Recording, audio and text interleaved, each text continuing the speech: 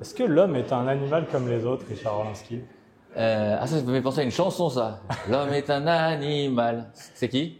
Stéphane Echer, Ah, bravo. Ah, pas mal. Et c'est quoi le nom de la chanson? Déjeuner en paix. Ah ouais, non, il y a un problème. Pourtant, c'est pas ta génération, ça. Non, mais bon. Tu connais? Bonsoir Richard. Bonsoir, salut. Enchanté, Thibaut. Ravi, Thibaut. On a commencé en citant Stéphane Echer. Stéphane Je sais Echer, pas si c'est- ça va. Non, c'est pas mal, Stéphane Echer. Il y a des bonnes rêves. Tu sais qui c'est qui écrivait ces textes? C'était, je sais pas, j'ai oublié, mais c'est un philosophe qui écrivait ces textes. Ah bon? Ouais, c'était une tête. C'est pour ça que cette phrase est philosophique. J'attends une Exactement. réponse. Est-ce que l'homme est un animal comme les L'homme, autres? oui, bah oui, on est tous des animaux, bien évidemment. Mais l'homme est un animal. Alors, ce qui est étonnant, c'est que l'homme, on dit que l'homme, nous, on pense en tant qu'homme qu'on est des animaux intelligents. Oui. Moi, je suis pas certain. D'ailleurs, quand j'ai créé mon concept, Born Wild, c'était justement une réflexion par rapport à ça, parce que je me disais que, tu vois, l'homme, il utilise on va dire la violence pour n'importe quoi. On va faire une queue de poisson, tu peux tuer un mec. L'animal, lui, il obéit à un cercle vertueux, mais non à un cercle vicieux. Ça veut dire quoi qu'il arrive, il tue pour manger. Ouais. Donc il y a vraiment, quoi qu'il arrive, après tout ce qui s'est passé, même la pollution, etc., ben là, le règne animal est toujours resté identique et il y a toujours cette espèce de cycle vertueux où ils vont pas tuer pour rien. 90% et 95% des animaux, ils vont tuer pour se nourrir pour une raison, on va dire positive. Nous, la violence qu'on exerce, les guerres, etc., on est des animaux soi-disant intelligents, mais finalement, est-ce qu'on n'a pas plutôt à regarder ce qu'eux font, qui sont peut-être pas. Donc il y a peut-être un sujet par rapport à tout ça. Et justement, vous avez des animaux. Là, il y a le Kong, il y a le cerf. Ici, on a Le Kong, plein. c'est un animal imaginaire, hein, le Kong. Parce que Oui. le Kong, c'est inspiré de film King Kong. Oui. C'est effectivement le silverback, le dos argenté, espèce en voie de disparition, qui est en réalité pas si grand que ça, mais qui est un gorille, qui dans King Kong est un monstre au grand cœur. Est-ce que vous pourriez faire un humain comme ça, Comment? avec votre style au milieu de tous ces animaux, faire un être humain comme ça, taillé avec Thibaut. votre style? Pourquoi pas? Attends, qu'est-ce qu'il y a là-bas? Regarde par exemple. C'est un humain là-bas. En Alors, vitrine. Ouais, mais il n'est pas pareil. Ah bah c'est autre chose, oui, ils vont pas le faire. Je l'ai déjà fait. Taillé comme ça. Ouais. J'ai déjà fait un humain, j'en ai fait plusieurs. J'ai fait un mec qui s'appelle Fuchs, qui est le grand patron d'un des plus grands magazines de design et de mode en Angleterre. Ouais. J'ai fait son buste taillé. J'ai fait Mohamed Ali Cassius Clay, Ah, c'est bon. que j'ai fait aussi comme ça. Et j'en suis fier d'avoir fait d'ailleurs Mohamed Ali. J'ai fait beaucoup de boxeurs finalement, parce que j'ai fait Tyson aussi. Et bien justement, c'est ma question suivante. Je vois tous ces animaux. C'est des animaux agressifs. Ouais. Pourquoi? Il n'y a aucune. Je veux dire, le taureau, le Kong, même le cerf. Alors ils c'est- sont pas tous agressifs, mais je pense que de toute façon dans l'animalité. Même cet ours. Oui, L'ours, par oui, bien exemple. sûr. Et Mais je j'ai voulais fait- vous parler de Pompon tout à l'heure. Il y a quand même une différence entre l'ours Pompon, qui est très doux, et celui-ci. Mais j'ai fait un ours aussi qui est avec en collaboration avec Pompon, avec François Pompon. J'ai fait une collaboration avec les héritiers. On a fait un échange et on a fait un ours avec la moitié la face Orlinski et l'autre moitié la face Pompon. Et c'était une vraie fierté pour moi d'avoir Et alors, quelle culture quand même Pompon, etc. on travaille, hein. Et puis après j'ai un petit secret dans les trucs à facettes. J'ai fait quelqu'un d'autre aussi, moins, enfin célèbre aussi. J'ai fait Nabila. Ah, c'est vrai? Ouais, j'ai fait Nabila pour un tournage qu'elle a fait. On a fait un sujet avec D'accord. sur Amazon, je crois, et on a fait tout. Parce qu'on a montré la capacité qu'on avait avec la technologie. On a scanné Nabila, on a refait ses cheveux, etc. Et on a créé son double. Mais alors pourquoi, je reviens à cette question, quand même, cette agressivité, presque cette virilité dans votre œuvre? Dans l'œuvre à la base. Ouais. Parce que c'est quelque chose du départ. Au départ, je voulais vraiment Oui. avoir ce concept Born Wild. Pour moi, Oui. quand j'étais plus petit, je faisais des animaux sauvages, mais un peu moins. Je faisais des éléphants, hippopotames, c'est quand même sauvage, oui. Mais l'éléphant, peut-être un peu moins, même s'il est très sauvage quand même. Voilà. Mais je pense que dans chaque être humain, il y a un côté très. Dans chaque animal, pardon, il y a quand même un côté. C'est marrant le lapsus. Ouais. Bah oui, parce que j'adhère complètement au propos. L'homme est un animal, c'est clair, c'est une évidence. On est des animaux, c'est voilà. Et le Kong parce qu'il se tient un peu comme nous. Après, j'aime bien exacerber ce côté violent parce que il y a une vraie expression, c'est un sentiment qui est fort, la violence. Il y a un côté très, voilà, donc ça me marque. Et en réalité, c'est un rêve d'enfant parce que j'ai toujours rêvé moi de vivre au temps des dinosaures, de voir ces machines surpuissantes capables de aujourd'hui, même avec ce qu'on arrive à faire en militaire, il y a certains aides de l'époque qui étaient plus puissants que des armes qu'on crée aujourd'hui avec toute la technologie. Donc c'est ces trucs incroyables. Donc c'est un truc qui m'a un peu fasciné. Donc du coup, c'est ça qui m'a au début. Mais ensuite, avec le temps, je suis très Vous êtes proche. adouci. Je ne suis pas adouci, mais je suis très proche de ma base fan, des gens qui me suivent et qui sont derrière moi et avec qui je partage beaucoup. Donc j'aime cette sincérité. Et il y a eu beaucoup ils ont beaucoup émis des souhaits sur pourquoi pas. Et donc du coup au début je me disais ah non, je voulais pas. C'est pas moi. C'est pas moi. Oui. Et ensuite j'ai dit mais en réalité même un panda. Et ben un panda, en fait, c'est pas si gentil que ça. Chaque animal, il a son côté viril. Oui, c'est vrai que faut pas embêter personne. Ce panda-là, c'est vrai que le panda paraît être un animal doux, mais même ici, il a pas l'air sympa celui-là. Non, mais attends, je vais te dire un truc encore mieux. J'étais en Afrique il y a pas très longtemps. Une tortue, tu vas dire une tortue, c'est vraiment pas sauvage. Non, enfin, oui.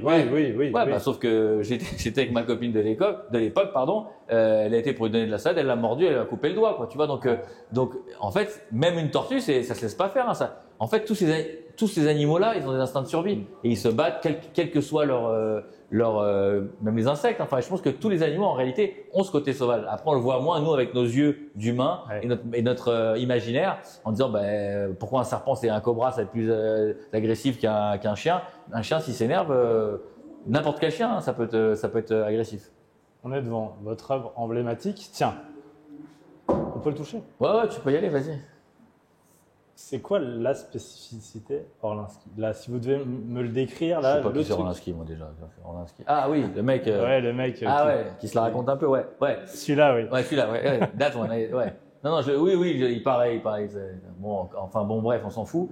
La spécificité déjà, c'est d'avoir créé tout ce. Alors c'est pas grâce au Kong que j'ai créé tout ce système de facettes, de choses assez. C'est ça, vous les taillez comme un diamant. Comme un diamant, exactement. Ouais. L'inspiration, c'est un petit peu du néo-futurisme. Moi, l'idée, elle est pas venue avec le Kong, elle est venue avec la panthère à la base. Ouais, d'accord. L'idée est venue avec la panthère.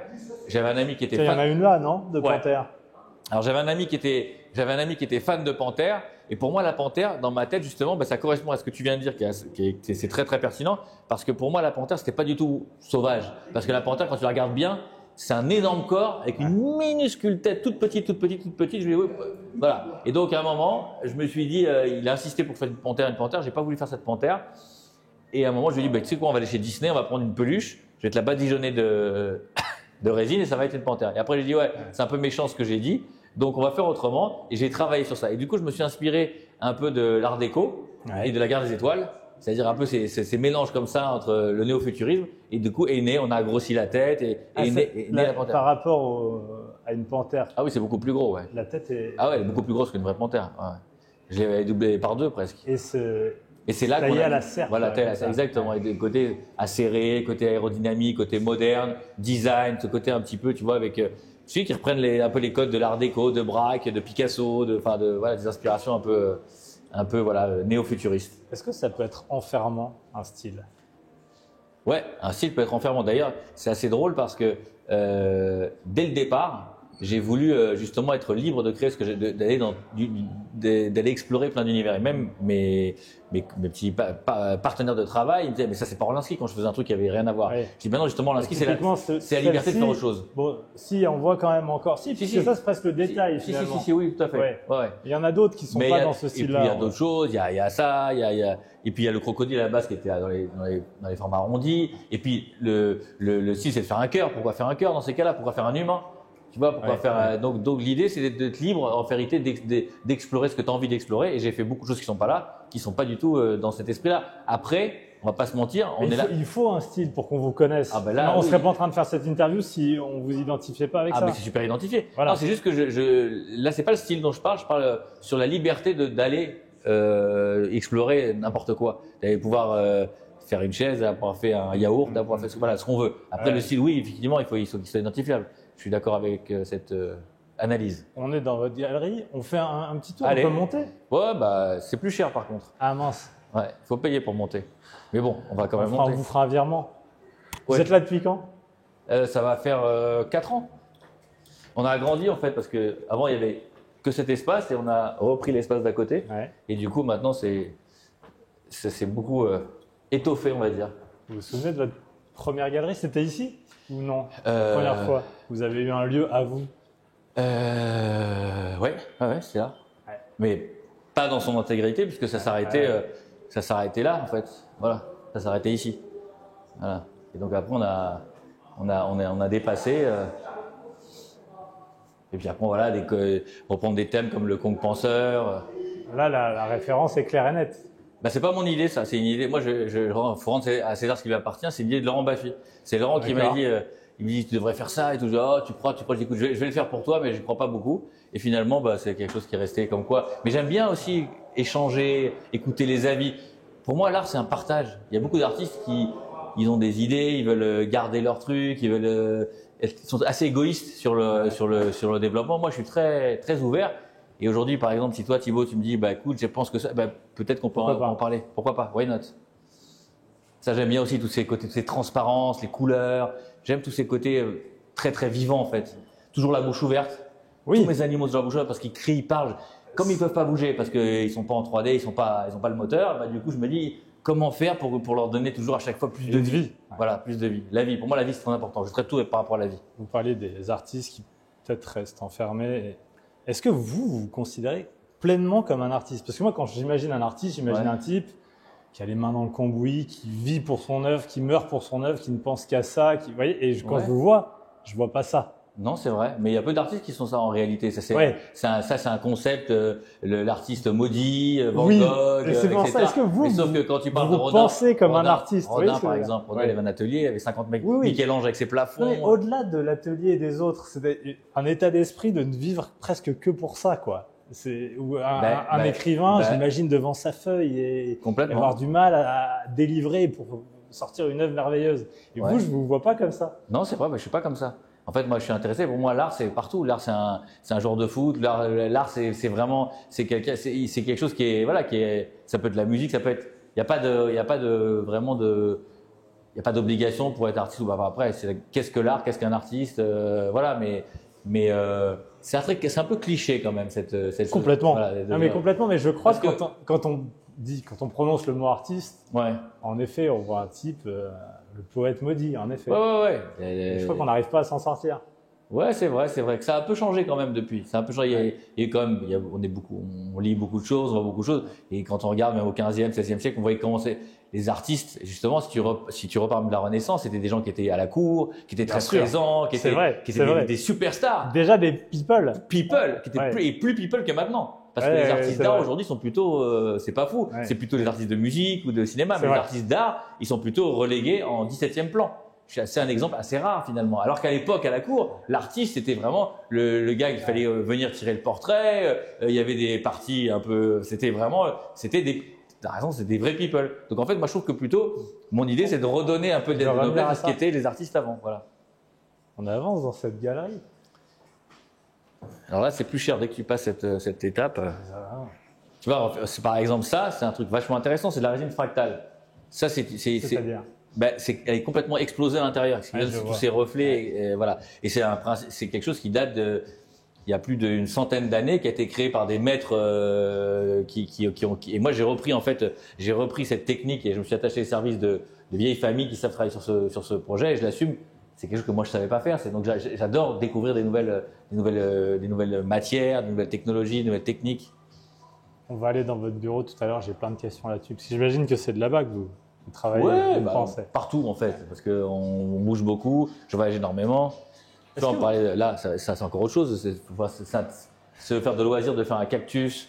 Oui, c'est vrai que si je vois cette œuvre-là, je me dis pas tout de suite, tiens, ça c'est Orlinski. Alors, à mon avis, c'est plutôt à cause de la finition, parce qu'on voit pas bien les facettes, vu qu'elle est très. Elle est plate. Elle est un peu à cause de la peinture qui efface un peu les facettes. Mais quand tu regardes bien, oui, c'est vrai que je les vois. Si c'est dans une autre couleur, elles sont beaucoup plus visibles. Mais là, c'est une finition Blue Up qui est effectivement moins emprunt.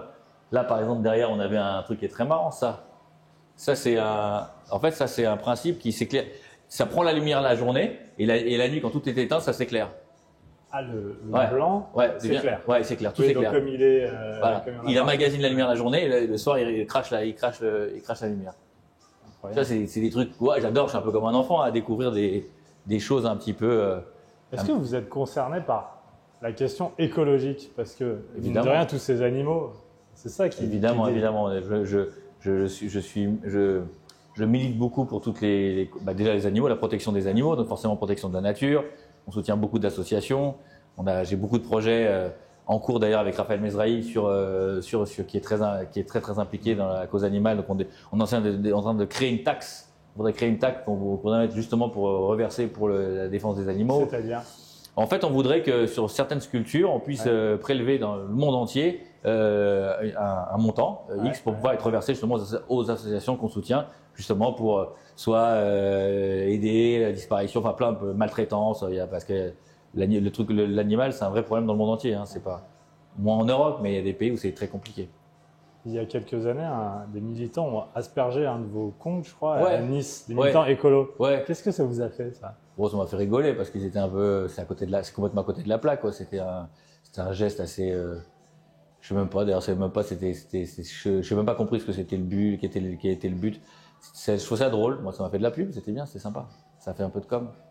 Mais ça a pas, il y avait pas de message particulier, il y avait rien, mais ils ont mis de la peinture rouge sur un ours blanc. Bon. Je sais pas, il n'y a pas eu de message derrière, il n'y avait pas de revendication, c'était assez faible comme. D'ailleurs, vous pensez quoi de ceux qui jettent de la soupe sur les œuvres d'art? C'est une vraie connerie. Bah, il y a des gens qui ont travaillé, il y a le respect déjà le respect pour moi c'est vachement important. Donc déjà, venir faire quoi que ce soit. Alors si tu fais quelque chose qui limite, tu sais qu'il n'y a aucun moyen d'abîmer, que tu veux faire un coup de buzz, mais que tu sais que quoi qu'il arrive, tu préserves et qu'il n'y a aucune chance qu'il y ait un risque quel qu'il soit. Pourquoi pas, éventuellement, tu te mets à poil devant une sculpture, bon, limite, c'est subversif, c'est disruptif. Mais d'aller abîmer le travail de qui que ce soit, même d'un enfant, je trouve d'abîmer n'importe quel travail, quel qu'il soit, je trouve ça très dommage. C'est vous, là, non? Eh oui, bah, je suis là d'ailleurs, donc je vais vous laisser tranquillement avec cette personne qui s'assoit. Alors ça, c'est une nouvelle recherche, un nouveau concept, je suis en train de travailler sur la brique. La brique, pour moi, qui est l'origine de nous, des hommes, les maisons, la création, etc. Et en fait, montrer qu'on a un cœur à l'intérieur et qu'on a une composition aussi, c'est un espèce de rapport à l'humain aussi. Bon, c'est des petites recherches que je fais dans mes heures perdues, à mes heures perdues. Alors, dans une galerie comme ça, j'imagine que les gens viennent plutôt voir. Quel est le pourcentage de gens qui achètent? Alors, j'en sais strictement rien, mais par contre… Et là, c'est possible, si je veux partir avec lui, je peux là. Ouais, s'il n'est pas vendu, ouais, bien sûr. Oui, bien sûr, c'est possible. Mais il y a quand même pas mal de gens qui viennent pour acheter, mais qui vont voir l'avantage. Nous, ce que j'aime bien dans les galeries Orlinski, c'est qu'on a toujours la porte ouverte. Même à moins 40 degrés, la porte est ouverte. S'il fait chaud, la porte est ouverte. C'est vraiment pour pallier au fait que j'ai beaucoup de gens qui me disaient à l'époque, qui n'étaient pas des initiés à l'art, et qui étaient mal reçus, qui n'avaient pas d'entrée parce qu'ils n'avaient pas les codes, et ils ne savaient pas… Tu vas rentrer, c'est comme quand tu vas rentrer, j'imagine, dans un espèce de bijouterie avec que des trucs à Watt millions ou je sais pas quoi. Je sais pas trop qu'est-ce que tu viens foutre là-dedans, on va te regarder comment tu es habillé, etc. L'idée, c'est vraiment, et alors je le fais grâce aussi par rapport aux sculptures que j'expose à ciel ouvert dans le monde entier. Venez comme vous êtes. Exactement, c'est un peu le concept. Et si en plus, je suis en train de travailler sur des lieux de vie où on peut encore passer plus de temps, etc. Après, le problème, c'est qu'à Paris, on a des prix au mètre carré qui sont un peu chers, etc. Mais j'aimerais pouvoir créer des espaces de vie comme ça, plus accessibles, dans des endroits un peu moins… en tout cas qui reviennent un peu moins cher pour que ça soit rentable, en tout cas parce qu'on ne peut pas non plus faire, il y a un modèle économique hein, forcément, mais, bien sûr. Mais disons que oui, j'aime bien quand les enfants viennent, limite j'aurais bien voulu mettre une télé avec une PlayStation, enfin, qui est ce côté au partage. Moi, ce que mes enfants ont vécu, ils ont vécu à travers des œuvres d'art, au milieu de jeux, au milieu de joyeux bordel, voilà, et on peut toucher aussi. Et ben c'est pas grave, au pire ça s'abîme, mais bon, on le refera. Mais l'idée c'est vraiment de pouvoir sentir les choses, les toucher. Alors tu as dans beaucoup de galeries, tu as des trucs qu'on n'a pas touché, fais attention, ceci. Nous on est vraiment dans cette dynamique de quelque chose. Donc sachez que vous pouvez venir jeter de la soupe sur les heures de… Il n'y a pas de problème. De la soupe, alors oui, la soupe à la grimace, uniquement. Alors, c'est des gens qui viennent ici, souvent à Paris, dans le luxe. Ouais. Comme ça, c'est souvent des Asiatiques qui achètent. Est-ce que c'est le cas aussi ici? Non, c'est très mélangé. Ah ouais? D'ailleurs, il y a beaucoup de gens qui veulent découvrir, qui n'ont pas de galerie Orlinski à côté de chez eux, qui veulent découvrir, qui viennent du monde entier pour voir un peu. Est-ce que vous en avez combien dans le monde? Aujourd'hui, on en a 7. Ouais. Et donc, ils viennent découvrir un petit peu l'univers. Après, il y a beaucoup de passages, on va pas se mentir. On est quand même dans une rue assez huppée de la capitale et assez commerçante aussi. Et du coup, c'est très hétéroclite. Hein. Mais bizarrement, il y a beaucoup de Français. Ouais. Voilà. Je crois que c'est 50% d'étrangers, 50% de Français. Ok. Voilà. Les Français aiment beaucoup, même quand ils viennent de province. Ils viennent. Ouais, c'est un spot. Voilà, c'est un spot à venir regarder. Puis c'est marrant. Tiens, après, on aime ou on n'aime pas. Hein, mais… Dernière question ici, parce qu'après, faut qu'on avance. Mais bah oui, ça coûte combien, tiens, un Kong comme ça? Alors franchement, je sais pas, je fais pas les prix, j'ai aucune idée. Je sais pas. Ça, c'est accessible. Oui, ça c'est plus accessible. Ouais, c'est plus accessible. Alors c'est pas le shop ou le e-shop là où vous avez des choses beaucoup plus accessibles. Ah, parce que c'est plus petit ou c'est C'est différent. plus petit, différent, pas numéroté. Donc voilà. Ah oui, ça c'est important. C'est quoi là? Parce que je pense que les gens comprennent pas forcément la différence entre une pièce numérotée et... Une pièce numérotée, tu sais que par exemple une pièce numérotée... Celles-ci, elles sont numérotées. Ouais, une œuvre originale par exemple, logiquement c'est sur 8. Tu as 8 œuvres plus 4 épreuves d'artiste, c'est 8 plus 4. À l'époque, pour l'explication pourquoi les 4, c'est qu'à l'époque, c'est l'artiste, par exemple Rodin, il allait chez son fondeur pour faire les sculptures. Et en fait, les 8, c'est le fondeur les tirait. C'était la manière qu'il avait à se rémunérer pour avoir fait le travail. Et il lui faisait cadeau à l'artiste des 4. Et les 4, c'était avec les 4 que l'artiste allait vivre et gagner sa vie. Donc c'est un vieil adage. D'accord.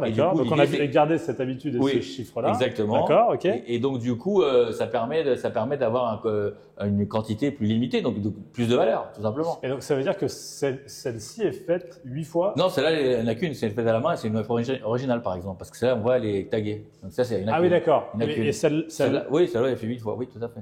Ok. Mais celle-là, par contre, il n'y en a qu'une seule, parce qu'elle est originale. Elles sont toutes différentes, elles sont toutes faites à la main. Oui, c'est intéressant parce que je pense que les gens ne savent pas vraiment comment ça marche. Non, c'est vrai. D'accord.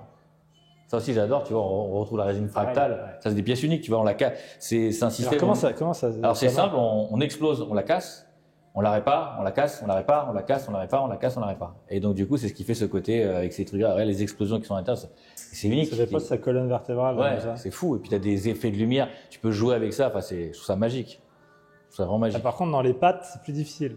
Bah oui, c'est plus compliqué après pour que ça tienne. Il y a plein de problèmes techniques aussi. Après, encore une fois, je suis pas magicien. Ça, c'est quelque chose que je fais avec vraiment des maîtres. Mais celle-ci, par exemple, vous pouvez pas la faire 8 fois, ou si, quand même. Ou celle-là, c'est en modèle unique. Là, c'est un modèle unique, puisque de toute façon, on pourra jamais. Oui, oui, c'est vrai. On pourra jamais la casser de la même manière. Impossible. Donc ça, c'est un modèle unique. Bien sûr, après, on peut en refaire, mais en tout cas, voilà. Et c'est très long à faire comme pièce. C'est pas des pièces. C'est pas du tout venant. C'est plusieurs mois pour faire ce genre de pièces. Voilà. On y va? Allez, c'est parti. On sort par ici? On sort par ici, de toute façon, il faut récupérer nos affaires de l'autre côté. Ah oui, c'est vrai. Alors, comment je sais pas, je sais même pas, parce que moi, c'est toujours ouvert quand j'arrive. Non, là, vous fermez. Ouais. En plus, il me donne des. Je crois que c'est bon, il y a juste à tirer. Voilà. Ou à pousser. Voilà. Parfait. J'ai jamais fermé ni ouvert. Oui, donc là, on peut faire. Oui, on a fait le tour comme ça. Là, on a fait le tour, voilà, et là, on rentre maintenant, je ne sais pas où, mais on rentre. Et là, on va retourner ici. Mathieu, vous voulez que je signe le... Qu'est-ce qu'il faut que je signe?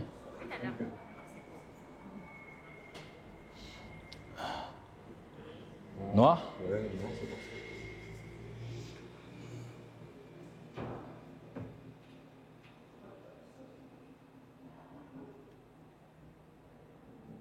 Voilà.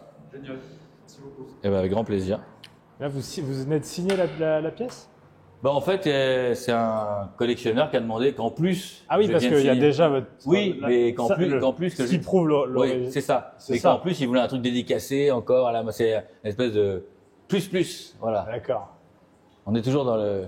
On essaie d'optimiser. Alors voilà, on récupère le sac. Parce que je sais pas ce qu'on va faire avec, mais en tout cas. Non, mais c'est un secret pour l'instant. Ouais, merci beaucoup. Merci pour votre accueil. À bientôt, bonne chance, mes amitiés à qui vous savez. Et alors, là, vous êtes dans un quartier, parce que ce bâtiment, c'est pas n'importe lequel quand même. Alors, je sais pas qui habite là, je n'ai aucune idée. Je sais pas, c'est quoi ça? C'est les Galeries Lafayette. Je vois un drapeau bleu, blanc, rouge dessus. Ah oui, on dirait que c'est le Palais de l'Élysée, on dirait. C'est ça. Voilà, c'est ça. Alors, vivre dans ce quartier, c'est un enfer. Hein. Parce qu'on est bloqué tout le temps. Bah non, parce qu'il y a la rue comme ça, en fait, finalement, c'est assez. Avant qu'on parte. C'est vrai que vous êtes copain avec Emmanuel Macron? Je suis surtout copain avec Brigitte. D'accord. Voilà, je connais Brigitte depuis des années. Donc là, vous passez la porte et, de temps en temps. Ouais. Ça vous arrive? Ouais, ça m'arrive. Ah, c'est vrai. Et vous rentrez par où? Par là, Ça, c'est l'entrée principale. Ah ouais. Ouais, tout à fait. Et vous la connaissez d'où? Bah, elle me suit depuis le début, là, bien avant qu'elle soit et première dame et femme de ministre, parce qu'elle était ministre avant. Ouais, bien sûr. Et donc elle venait à mes expositions, des amis qui l'avaient ramenée, puis voilà, et c'est une amitié qui date de longue date et un soutien en tout cas qui date de longtemps, puisqu'elle a toujours beaucoup apprécié, elle est très férue d'art forcément, elle adore l'art et elle a toujours été elle a toujours bien aimé mon travail, donc c'est une fierté pour moi mais c'est plus l'humain que j'aime, moi c'est quelqu'un Vous avez même mixé le soir de son Exactement, élection au c'est Louvre. vrai, c'est vrai. Et comment vous êtes retrouvé là-dedans? Alors c'est un hasard complet. C'était. Racontez-moi ça, parce que c'est quand même c'est un moment dont tout le monde se souvient. Ouais, alors en fait, Je suis pas sûr sur le moment où vous ayez mixé, mais Non, c'est ouais. pas vous qui avez mixé l'hymne à la joie au moment Non. où il marche. Non, c'est Non, pas ça, vous. moi, heureusement.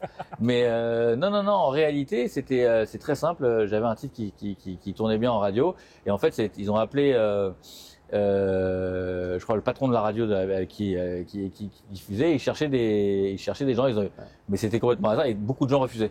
D'accord. Et moi, je Oui. dis, moi, je vois pas. Moi, je dis, il n'y a pas de raison pourquoi je voyais pas pourquoi je refusais. Je trouvais que c'était bien. Donc, il y a eu beaucoup de refus. Et moi, j'ai accepté de le faire. Et c'était une vraie fierté quelque part. J'étais avec ma fille. Mais c'est des idées politiques ou non? C'est le moment qui vous plaisait? Non, moi, surtout c'était le moment. Et je trouve que c'était une fierté d'être ça à ce moment-là. L'élection d'un président de la République. Je trouvais, à l'époque, ça correspondait à quelque chose. Ah, vous pensez que ça correspond à Et rien aujourd'hui, aujourd'hui, ce qui est drôle, c'est qu'il y a beaucoup de gens qui ont refusé à l'époque, qui aujourd'hui acceptent. C'est ça que je trouve ça très drôle. Alors que moi, j'ai accepté de manière, tout à fait libre. Et j'étais content de le faire. Mais j'étais ravi de le faire. Je connaissais déjà Brigitte, mais j'étais très surpris qu'on me demande. Mais c'est pas passé du tout par eux, quoi. C'est quelque chose qui a été complètement fait complètement à côté. Et ils m'ont expliqué qu'il y avait beaucoup de gens qui avaient refusé, quoi. Donc, moi, il n'y a pas de raison. Hein. Vous m'emmènerez une fois, j'aimerais bien. Bah, avec grand plaisir. On peut y aller tout de suite si vous voulez. Oui, regarde, on y va. Allez, on y va. On va sonner. Oh, je vous laisse monter dans la voiture. Allez. Vous vous montez de ce côté et vous vous mettez à l'aise. Charles, De ce allez-y. côté, avec mon sac, c'est bon. Charlotte, au revoir, hein, on s'en va. Il y a de bonnes compagnies qui se quittent. Je sais pas où on m'emmène. J'ai bien Si, peur. Vous savez. J'ai bien peur. Vous avez les clés ou pas? Ah non, j'ai pas les clés. Non, il y a quelqu'un? Il y a quelqu'un au bureau? Si, je crois que j'ai, ouais.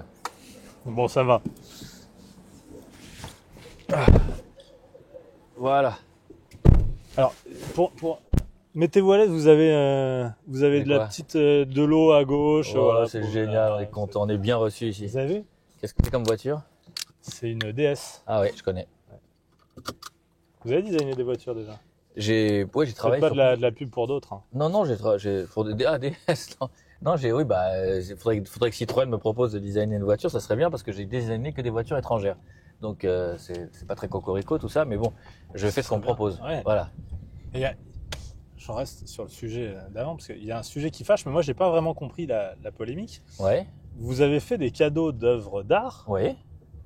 à des Bon, personnalités. moi, ça me fâche pas du tout, hein, personnellement. Ouais, mais alors, dès qu'on tape votre nom sur Internet, tout de suite ouais. ça sort. Bah, vous avez des confrères qui sont très, qui sont- Alors, qui sont- moi je vais vous poser, j'ai pas envie de leur faire de la pub. je vais mais- vous poser directement la question. Alors, Allez-y. vous avez offert des œuvres d'art Ouais. à des personnalités et des personnalités politiques. Bah, pas que politique, hein, j'ai offert Oui. à mes amis. Voilà, j'ai Oui. offert des œuvres d'art à mes amis. Il y en a comme des fleurs. avez et des- beaucoup et des d'amis. bonbons. Beaucoup d'amis, j'espère en Ouais. compter quelques-uns, oui, bah, beaucoup, je sais rien, mais en tout cas, et pas que dans la politique, dans tous les domaines, dans tous les mondes, et en plus, les œuvres, il y en a, je vous dis encore une fois, moi j'offre mon travail, c'est Oui. mon travail que j'offre pas, je vais pas acheter une boîte de caviar, du champagne Oui. ou je ne sais trop quoi, ou des montres, j'offre le fruit de mon travail, et en plus j'offre des répliques qui sont pas numérotées, donc c'est des répliques Donc, qui n'ont pas de ce qu'on valeur marchande. m'expliquait, Voilà, là, elles sont D'accord. numérotées. Là, elles n'ont pas de certificat, elles n'ont pas de valeur marchande. C'est des répliques d'œuvres, etc., mais D'accord. qui n'ont pas de valeur marchande sur le marché. S'ils doivent le vendre en salle aux enchères, ils vont demander où est le certificat, où est le numéro, il n'y en a pas.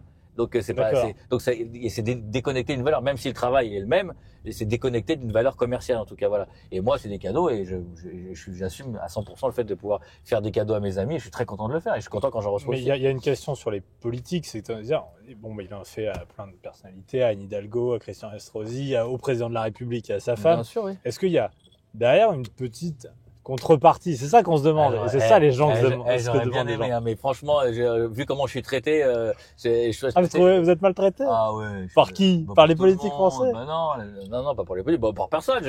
J'ai vraiment aucun avantage. Je le fais tout ce qui est fait, c'est purement par réelle amitié, réelle sincérité, et j'ai pas d'intérêt aucun à aucun moment. D'ailleurs, qu'est-ce qu'aujourd'hui j'ai vraiment limite les seules personnes à qui j'ai pu avoir des choses, je pense qu'ils ils ont pas eu de. En fait, le problème, j'ai l'impression, c'est que vous faites des cadeaux. Ouais. C'est un peu sur vous qu'on tombe puisqu'il y a le nom Orlinski, hein, mais c'est eux que ça gêne finalement. Vous voyez ce que je veux dire? Après ils disent tout ça, je les ai rendus, Ouais, bah c'est parce que c'est ridicule. Non, typiquement, la première dame, c'est pas ce qu'elle a dit. Ils sont Oui. exposés à l'Élysée et ça restera à l'Élysée. Donc il y a pas de. Au contraire, ça fait. Et je suis pas le seul. Vous allez voir à l'Élysée, il y a des artistes, il y en a partout. Il y a des tables, il y a des designers. Bah, c'est le principe. Je veux dire, le cadeau chez les chefs d'État, ça a toujours été. Est-ce qu'il y a une petite volonté de se dire, bah tiens, ça se trouve, dans 200 ans à l'Élysée, il y aura toujours une de mes œuvres? Non, parce que je crois, moi, je suis très sur le présent, donc j'ai pas trop de. J'ai du mal avec le anticiper les choses. Mais en tout cas, oui, en tout cas, c'est voilà, je pense même pas que c'est un sujet qui fâche. C'est quelque chose que c'est aussi une manière de faire plaisir. Et j'aime beaucoup faire plaisir. C'est vrai que j'aime plus offrir que recevoir. Et d'ailleurs, je sais plus qui disait, Richard, il offre des sculptures comme il y en a qui offrent des fleurs ou des bonbons. Ça va dans ce sens. Et puis je suis encore beaucoup plus fier parce que c'est mon travail. Donc ça veut dire quelle fierté de pouvoir être chez Pierre, Paul et Jacques, etc. Je trouve que c'est. Mais encore une fois, tout à l'heure, j'ai fait un cadeau à mon coach de paddle. Il est venu, il était content et c'est mon coach de paddle, quoi. J'ai rien, même il était surpris. Il m'a dit, mais j'ai rien demandé. J'ai pas demandé de me faire gratuit les prochains cours. J'ai eu son message là qui était tellement touché, parce que ça me faisait plaisir, parce que c'est quelqu'un que j'apprécie énormément et c'est mon prof de paddle. Est-ce que vous trouvez qu'on vous cherche des noises? Oui, bah évidemment. Mais c'est pas moi en particulier, c'est ce que je représente. C'est-à-dire? Un espèce de success story un peu disruptif qui a pas suivi le parcours c'est très qu'il aurait macroniste, fallu. ça ressemble beaucoup à Emmanuel Macron, ça. Il y a eu des petits parallèles, bien que là on a eu on a un peu changé, on est plus dans le même. Moi je reste assez voilà. Mais non, je pense que c'est quelque chose. Je sais pas comment on pourrait qualifier ça, mais. Bon, ce qui est assez intéressant chez vous, c'est que vous êtes sculpteur, mais vous n'avez pas toujours été artiste. Non, c'est vrai. Elle ressemble à quoi votre première vie professionnelle? Oula, j'ai eu 1000 vies professionnelles. Bon, alors, je sais pas, à partir de quoi, entre Non, 18 ans et le moment où vous êtes devenu sculpteur? J'ai tout fait en réalité. Au début, j'ai fait pas mal de. J'ai bossé pas mal dans l'artistique. Enfin, j'ai fait des études, j'ai fait des cours de théâtre, j'ai fait de la musique. Et puis, j'avais pas de sous, donc très tôt. J'ai compris qu'on pouvait pas courir le cachet sans argent. J'avais envie d'avancer, de créer. Donc j'avais vraiment un manque par rapport à ça. Donc une histoire un peu d'enfance assez compliquée, assez tragique, on va dire, avec quelques. On en parlera tout à l'heure. Bon, très bien. On arrête de parler alors. Ah non, pas du tout. Mais par contre, il faut réviser sur les fiches. Hein. Mais du coup, il sort à chaque fois un petit téléphone pour voir est-ce que j'ai bien posé la bonne question, la mauvaise question. Mais c'est normal. C'est le genre de personne qui ne prépare pas ses interviews. Cette émission est travaillée. Ah, c'est bien. Bravo. Félicitations. Et donc, on essaye de parler des choses aux endroits importants. Bien sûr. Alors oui, donc du coup. Ouais. Vous faites quoi dans la vie avant d'être artiste? Alors j'ai commencé donc du coup j'ai voulu faire j'ai fait des castings pour donc ok, au début un peu vous êtes essayé d'être un peu artiste, c'est trop compliqué. Ouais. Donc j'ai poursuivi des études, j'ai fait une licence de gestion à la Sorbonne. Ensuite j'ai fait une école de commerce et ensuite j'ai travaillé pendant que j'ai fait mes études à la fac, j'étais coursier pour financer mes études parce que j'ai plein de thunes. Okay. Voilà, et ensuite j'ai fait tout un tas de métiers divers et variés, et en finissant par l'immobilier où j'étais un acteur, j'étais assez investi dans ce domaine-là. Mais après j'ai fait de l'événementiel, j'ai dessiné même des armoiries pour des collectivités territoriales. Enfin j'ai fait tout un tas de jobs. Et vous lancez des business et ça marche? Vous avez un peu. Ouais, j'aime. C'est marrant la question parce que j'aime bien lancer. C'est vrai que c'est un côté très la création. J'aime bien construire. Ouais. Après je suis moins.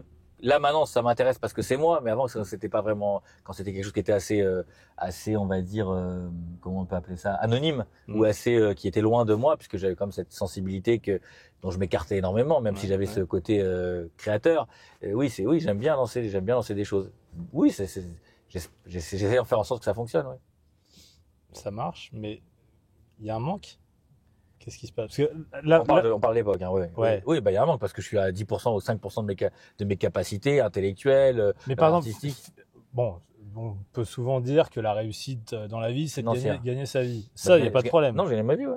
J'ai gagné, j'avais rien, je suis parti de rien, je me suis acheté ma première Porsche à 25 ans, c'était mon rêve d'enfant, j'avais dans la poésie à 12 ans, j'avais écrit à ma mère que je voulais quand j'aurais 18 ans une Porsche, je l'ai pas eu à 18 ans, je l'ai eu à 25, mais en tout cas, voilà, j'ai réalisé mes rêves d'enfant et mais ça comblait qu'une partie, ça comblait la lacune du manque de pas pouvoir manger à sa faim. Moi, mes copains à l'école, ils me payaient le McDo parce que j'avais pas d'argent pour me payer le McDo, pour aller payer la place de cinéma.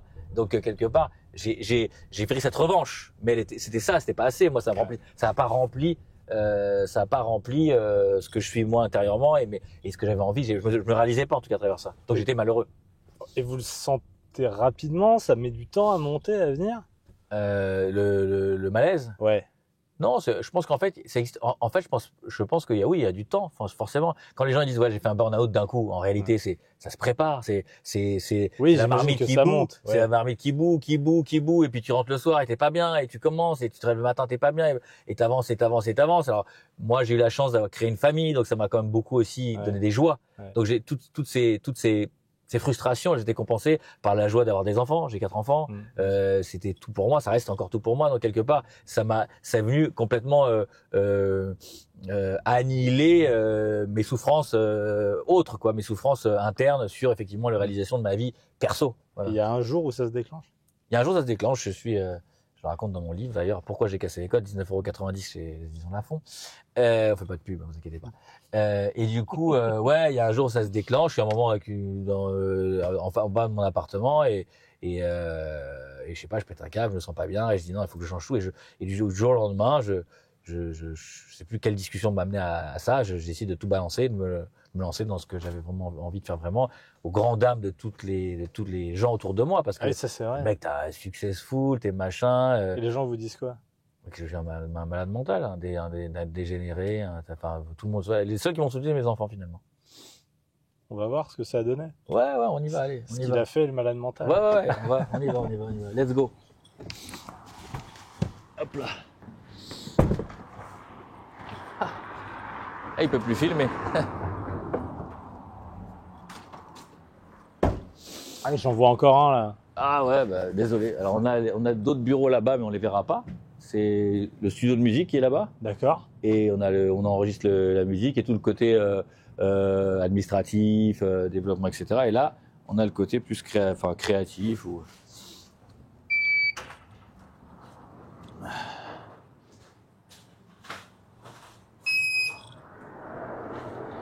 Voilà. Bonsoir. Bonsoir. Et là, on prend pas l'ascenseur parce que je suis claustrophobe, donc on va passer par Ah, c'est vrai? par le truc. Ouais. Enfin, je suis claustrophobe que de l'ascenseur. Ah, vous pouvez pas? Non. Mais depuis toujours? Ouais. Ah bah, je me rappelle quand j'étais petit, je restais coincé dans l'ascenseur où j'habitais quand j'étais gosse. J'avais trouvé une technique au cas où tu restais coincé. J'avais un système pour sortir de l'ascenseur, parce que c'est des vieux ascenseurs avec la molette. Là, donc... Il y a combien d'étages? Non, un seul. Ah oui, mais un, ça va. Ah oui. Mais quand il y en a 10 dans un... Ah, si c'est à New York, j'y vais, les gros ascenseurs, parce que je sais qu'il y a la sécu qui va arriver, ça va pas mettre 10 ans. Je crois qu'il n'y a pas très longtemps, j'ai tourné une émission de télé, c'était au Sofitel. L'ascenseur, je ne l'ai pas senti, bah, j'étais à pied. Parce qu'il s'est coincé, il s'est rouvert, ça dit oula, je pourrais rester là-dedans, moi. Bon, ben voilà. Bienvenue chez le malade mental. Avec évidemment très peu d'ego, toute humilité. Le culte de la personnalité, Staline. Non, je rigole. Donc il y a des rêves là, marrantes avec, par exemple. Je sais pas si c'est dans Star Wars. Ouais. C'est Han Solo dans le cryogénisé. Je sais pas ce qui lui arrive vraiment. Ouais, dans la carbonite. Dans le 4 ou le 5? Non. Ah ouais, parce que toi t'es jeune. Dans le 2 en vrai. Le 2. C'est dans Empire Strike Back. Ouais. Et c'est quand Dark Vador finit par révéler je suis ton père. Et Luke Skywalker va pour le délivrer, il est prisonnier de Jabba the Hutt, avec le gros Jabba the Hutt, et il veut lui faire le truc de Jedi. Vous pourriez faire un Jabba en... Ouais, ça pourrait être sympa ça. J'adore Jabba, moi je suis fan de Jabba et des personnages effectivement de la Guerre des Étoiles. Donc voilà, donc bienvenue à bord. Merci. Alors ici il n'y a personne, parce qu'il est tôt, forcément. Donc avec, voilà, on peut visiter. Ça, c'est tout le développement du shop. Ok. Voilà. Collab qu'on a fait récemment avec une grande fierté avec Miraculous, Ladybug. Ouais. Il y a d'ailleurs un modèle qui est exposé au Plaza Athénée. qu'on n'a pas pu filmer. Non, on ne peut pas tout filmer. Voilà. Voilà. Là, bon, il y a encore qu'est-ce qu'on a bossé sur les logistiques. Là, on est un petit peu dans tout ce qui est un peu PR, organisation d'événements, collaboration. Voilà, on a fait les casques pour la Formule 1. Là, c'est projet sur des collaborations sur du rhum colombien avec un tas de couleurs. Oui, parce qu'il y a une partie art, il y a une partie collaboration. Ça, c'est très important. Design. Ouais, design, ouais, bien sûr. Bah, j'ai designé la bouteille, on design des casques. J'ai designé le casque de Esteban Ocon, je ne sais pas où il est, récemment. J'avais fait celui de Lewis Hamilton. Enfin, voilà, on fait beaucoup de collabs. Hublot, les montres, voilà, comme la montre que j'ai là, par exemple. Voilà. Et on a fait The Couple, des bateaux. À Inesta, on a fait une collection de choses avec Inesta. Enfin voilà, plein de choses diverses et variées. Et votre bureau? Moi, j'ai pas de bureau, moi. Ah, vous n'avez pas de bureau? Non. Et quand vous venez ici, vous vous mettez où? Où j'ai de la place. J'aime pas avoir de bureau, moi, justement, je veux qu'on ait un espace de vie pour que tout le monde s'y retrouve. Ça, c'est le truc que j'ai fait pour Romain Grosjean. Qu'est-ce qu'on a là-bas? On a des toiles. On va aller quand même dans un espèce de petite salle de réunion. Voilà, les collabs, les choses qu'on a fait, c'est en interne. Chicha. Ah, il y a vraiment de tout. Ouais, bah c'est. Voilà. On a designé un bateau avec Quash, par exemple. C'est la maquette. Voilà, on en fait là, on en fait un avec Minelli, concurrent de Riva. Ça, c'est le compte qui m'a été dédicacé par Mike Tyson. Voilà. Le Mohamed Ali était là-bas. On va le revoir tout à l'heure. Et là, un peu les collabs qu'on a fait, Hublot, Lancôme, Monoprix, Bic, Disney. Toutes mes émissions sur TV5 Monde. J'ai tourné 60 épisodes de Sur les murs. Voilà. Toujours disponible d'ailleurs en replay pour ceux qui veulent les voir. Et j'ai une nouvelle émission aussi qui s'appelle Première fois au musée. Voilà. Donc ça, c'est dans les vidéos. Et là, donc le petit... On est bien, elle est bien cette salle. Ouais, c'est cool. Et alors, vous décidez de tout plaquer, mais ça prend combien de temps avant que ça se mette en marche, avant que vous sentiez le même artiste?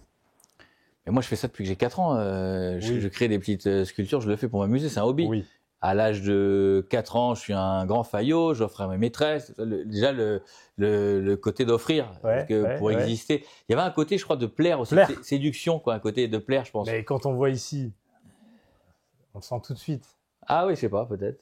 Mais il y a un côté, donc dès l'âge de petit, c'est drôle parce que ma mère, je me rappelle, ma mère elle m'en parlait, mais j'étais toutes les maîtresses, les directrices et machin, j'adorais faire mes petits animaux et les offrir. Donc déjà, c'est quelque chose qui date pour mes détracteurs en tout cas, qui date de l'âge de 4 ans. Donc déjà à l'âge de 4 ans, j'essayais d'offrir des cadeaux.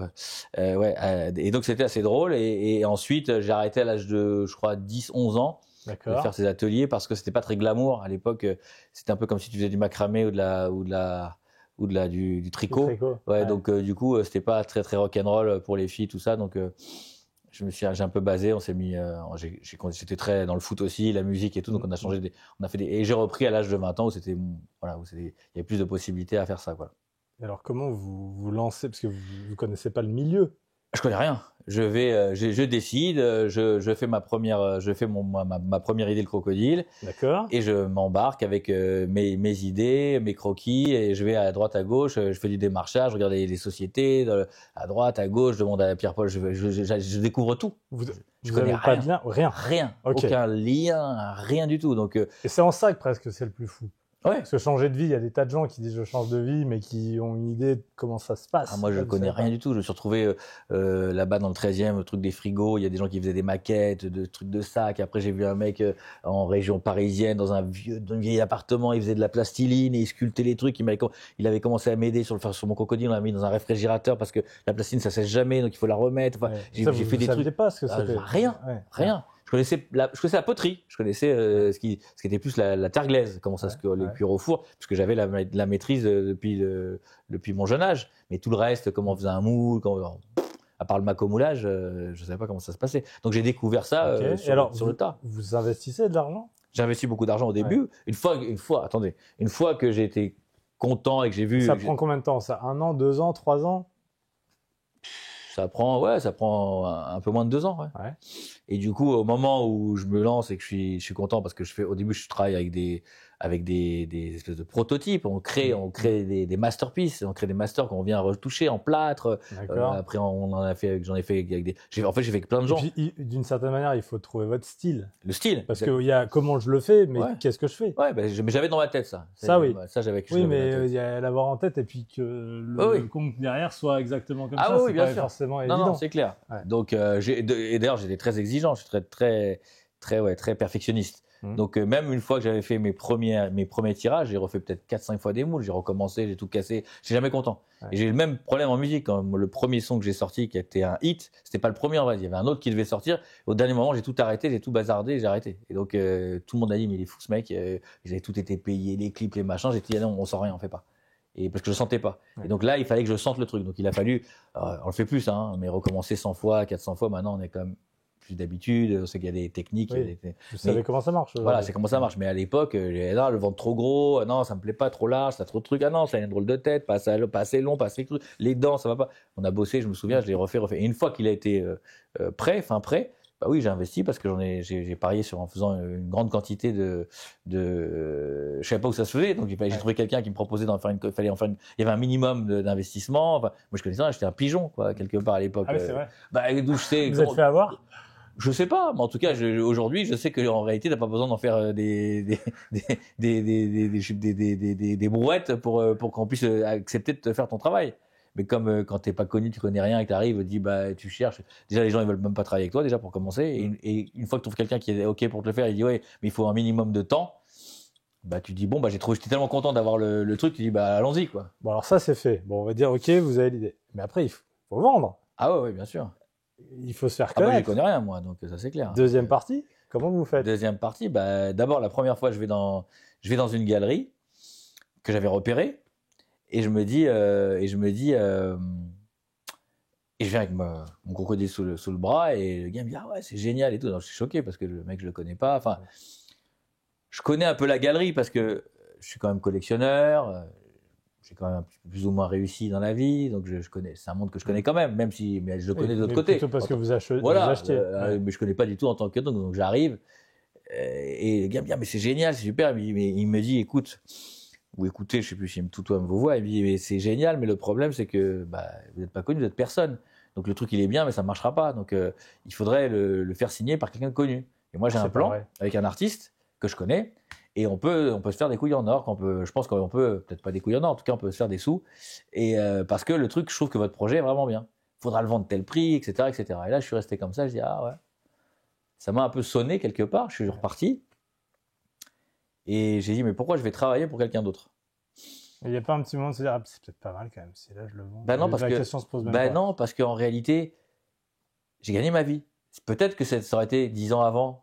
Oui, peut-être, parce que là, j'ai besoin de bouffer. Là, j'étais pas dans une démarche, il fallait pas que je bouffe, il fallait que je réussisse à me réaliser dans quelque chose de nouveau, une nouvelle aventure. Donc déjà, si je commence à me repartir dans un truc, voilà, donc oui, forcément que j'y réfléchis. Comme tout le monde, on réfléchit, on n'est pas, voilà, on a une tête, on réfléchit. Et puis non. Et puis j'ai dit non, je vais le faire pour moi. C'était beaucoup plus compliqué, beaucoup plus complexe. Et j'ai vu que par contre, en allant commencer à démarcher d'autres personnes, personne n'en voulait quoi. Donc j'ai mis en application des petites stratégies, des petites techniques que j'ai apprises dans mes études de commerce sur le fait qu'il faut jamais être demandeur, il faut se faire désirer. Déjà, j'ai pris quelqu'un qui m'a aidé à aller rencontrer les gens et pas être soi-même devant parce que c'est toujours compliqué de se vendre soi-même, c'est plus facile de se faire vendre par les autres. Et en fait, on a mis en place une espèce de petits artifices pour essayer de se faire prendre, en tout cas d'être accepté. On ne demandait rien, on ne demandait pas d'argent, juste de pouvoir poser une œuvre quelque part. C'était pas non plus, on ne demandait pas rien. Donc à la fin, c'était compliqué, mais on y est arrivé. Et c'était un carton. La première semaine, on a vendu 20 pièces. Pourquoi aussi? Le génie d'Orlinski, je ne sais pas si on connaissait cette personne. Toujours le même. Ah oui, l'autre connard, oui. Non, mais donc, l'idée, c'est d'avoir fait du dumping. En réalité, mon idée, c'est de dire, bon. Vous avez vendu à perte? Voilà. La communication, je sais pas comment je vais faire. Je connais personne dans le milieu. Je suis rien, je suis nobody. Comment je vais y arriver? Et mon idée, qui a été une idée de génie, je pense, à l'époque, c'était de se dire, il faut que cette pièce qui était assez balèze, elle faisait 1,10 m, il faut que les mecs en aient pour leur argent. Et que même si ça leur plaît, je suis pas connu, mais qu'ils aient une raison supplémentaire pour l'acheter. Et ben, la raison supplémentaire, c'est de la vendre pour rien. Ça veut dire que j'ai vendu ces œuvres-là pour 900 balles. Et aujourd'hui, la même, elle vaut combien? 15 000, 16 000, je sais pas, peut-être même plus, je sais, je n'ai aucune idée, mais je veux dire, pour 900 balles, t'as rien, quoi. 900 balles, voilà. Donc, mon idée aujourd'hui, l'idée de l'époque, c'est de dire, bon, c'est pas grave, ma communication, ma publicité, ma manière de me faire connaître, je pense que le plus important, c'est le produit. La sculpture, ce que tu crées, ta création, ton œuvre, c'est ça. Il faut que ça soit une belle œuvre, un beau projet, que tout le monde soit unanime. Waouh, ça en jette, c'est sympa. Et après, il faut rajouter encore des aides pour pouvoir, des aides au développement. La taille, balèze, parce que c'est pas un petit truc comme ça que j'ai fait. Donc la taille et le prix. Donc sympa, t'en as pour ton argent, c'est moderne. Enfin voilà. Et j'ai créé un style sans le savoir, parce que si tu te replonges à 20 ans avant, des sculptures de résine de couleur, ça n'existait pas. Quel que soit, il n'y avait pas. Aujourd'hui, on voit chez Conforama, chez Casto, tu vois, on est inondé de trucs qui viennent de Chine, de partout, avec des couleurs. Mais ça n'existait pas avant. Avant, tu avais des métals, mais tu n'avais pas ces trucs colorés dans l'œuvre d'art. Et encore moins après le style que je donne. C'est vous qui l'avez inventé. Ouais, malgré moi, il n'y en avait pas. Il n'y en avait nulle part. Tu vas n'importe où, dans n'importe quelle galerie, ça pullule. Tu vas chez Wish, chez Alibaba, tu vas en Turquie, j'ai des copies d'Orlinski, il y en a partout, mais outre Orlinski, sans parler d'Orlinski, même même pas les mêmes formes, mais ces formes de couleurs, on va dire, en résine, il n'y en avait pas, ça n'existait pas. Donc quelque part, c'est sans le sous-là, et j'en tire aucune paternité, c'est un constat, et je revendique rien, et j'ai rien inventé. Il y a eu une espèce une espèce de tendance ou de mode qui a été après, qui est un vrai problème aujourd'hui pour moi, parce qu'aujourd'hui il y a tellement de copies, tellement de Oui, mais au fond, c'est ça le principe d'un artiste qui marque. Bah, il faut se renouveler après. Non, il faut se renouveler, parce que si t'en as au Maroc qui te disent, moi je fais du Orlinski, c'est plus solide, c'est mieux qu'Orlinski parce que c'est solide, c'est plus solide. Moi les miennes ils se cassent pas. Il y a le mec, son argument de vente, il y a un marchand à Marrakech qui a une galerie d'art qui fait des copies conformes de mes sculptures, et il dit que lui les siennes elles sont de meilleure qualité. Voilà. Mais sauf que c'est drôle quand même. Vous avez votre style. Donc se réinventer, c'est dur. C'est dur, ouais, c'est dur. Non, c'est pas dur parce qu'on se réinvente. Tu vois, il y a des trucs qui sont durs à copier. Ouais. Par exemple, ce que je t'ai montré tout à l'heure, la résine fractale, va trouver un mec qui te fait la résine. Ça n'existe pas, c'est trop cher à fabriquer. Après, c'est un problème d'argent, c'est trop cher à fabriquer. Et même c'est compliqué, c'est des techniques. Vous, là, on voit où on est. Vous avez une base financière, ce qui vous permet d'une certaine manière d'assurer la continuité et de continuer à inventer, à innover. Et on innove tout le temps. Voilà. Si vous n'aviez pas l'argent, vous ne pourriez pas le faire. Bah oui, même un artiste qui a l'idée, si c'est un petit artiste, il peut pas le faire parce mais si j'avais pas l'argent, je pourrais pas faire tout ce que j'aurais rien fait du tout. Voilà. Donc j'aurais même pas, si j'avais pas vendu de sculpture, j'aurais pas été connu, j'aurais rien fait. Bien donc c'est un peu le serpent qui se mord la queue. Oui, mais vous vous êtes basé sur, d'une certaine manière, l'argent que vous aviez à la base pour aussi devenir connu, pour investir. Pas Sans vraiment. argent, c'est difficile de percer. Oui, non, pas vraiment. C'est pas l'argent qui m'a fait percer. C'est pas là parce que c'était pas. On parle d'argent, mais c'était pas non plus des sommes folles. Non. Je pense que j'aurais pas eu la réussite que j'ai. J'aurais eu un petit pécule. Je veux dire, j'aurais pu le faire avec des économies. Non, ça aurait pu connaître des économies. Ça a pas été. Il a pas fallu mettre des millions. Non, pas du tout. Vous avez des croquis ici, quelque chose? Ouais, sur la table, on a quelques petits trucs là.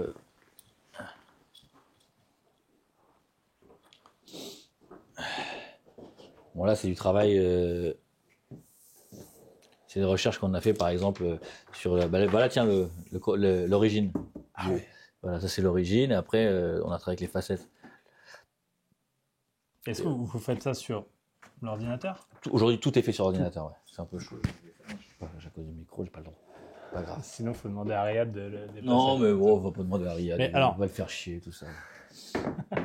Et tout ça donc qui est fait sur ordinateur, tout le monde le fait aujourd'hui, ça? C'est obligatoire de passer par l'ordinateur pour avoir les... Non, l'ordinateur, ça sert surtout pour ensuite pouvoir... on n'a pas besoin de le faire à l'ordinateur, tu peux le faire à la main, c'est pas le souci. Ouais. L'ordinateur, ça te permet de pouvoir créer des fichiers 3D et de pouvoir ensuite pouvoir faire la sculpture. Ça veut dire de pouvoir l'exporter et d'aller, par exemple, nous, comme on travaille, quand tu as besoin de faire un master, parce que comment ça marche pour faire une sculpture? Master, c'est la pièce originale, la base. Ouais.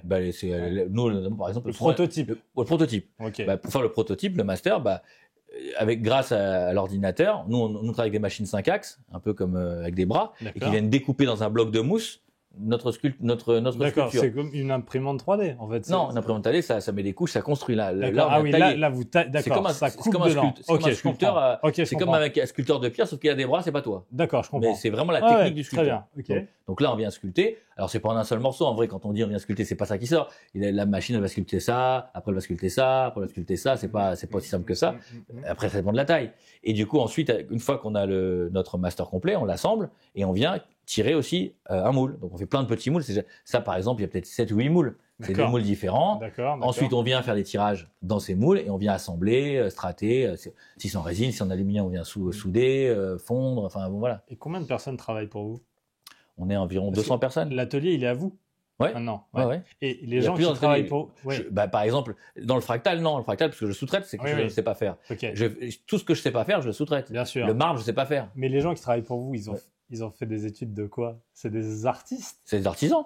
C'est des artisans. Des artisans, ouais, bien sûr. Bah, ils ont pu. Ça dépend. Quand on a soudé, bah, c'est un soudeur. Quand c'est un polisseur, c'est un polisseur. Quand c'est un fondeur, c'est un fondeur. Quand c'est un métal, enfin, ça dépend. C'est chacun son. Mais ils sortent pas des beaux-arts. Ils sortent non, des compagnons, quoi. Ouais, des compagnons. Ah ouais, tout à fait. Ouais. Alors, il y en a certains qui sortent des beaux-arts parce que ils aiment travailler dans ce monde-là. Donc, il y a un peu de tout. Après, c'est l'offre et la demande. Donc après, on retrouve le Kong.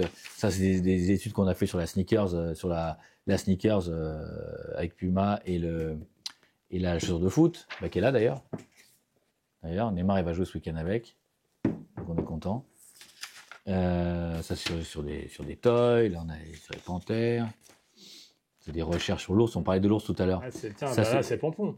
Ah, là, c'est le mien, celui-là, et l'autre côté, c'est Pompon. Là, c'est Pompon, et là, c'est le mien. Là, il est arrondi. Enfin, on le voit. Là, c'est le, voilà. Là, c'est le Pompon, là, c'est le mien. Il a double face. Je sais pas si j'en ai pas un qui traîne quelque part. Comment le milieu de l'art vous voit aujourd'hui?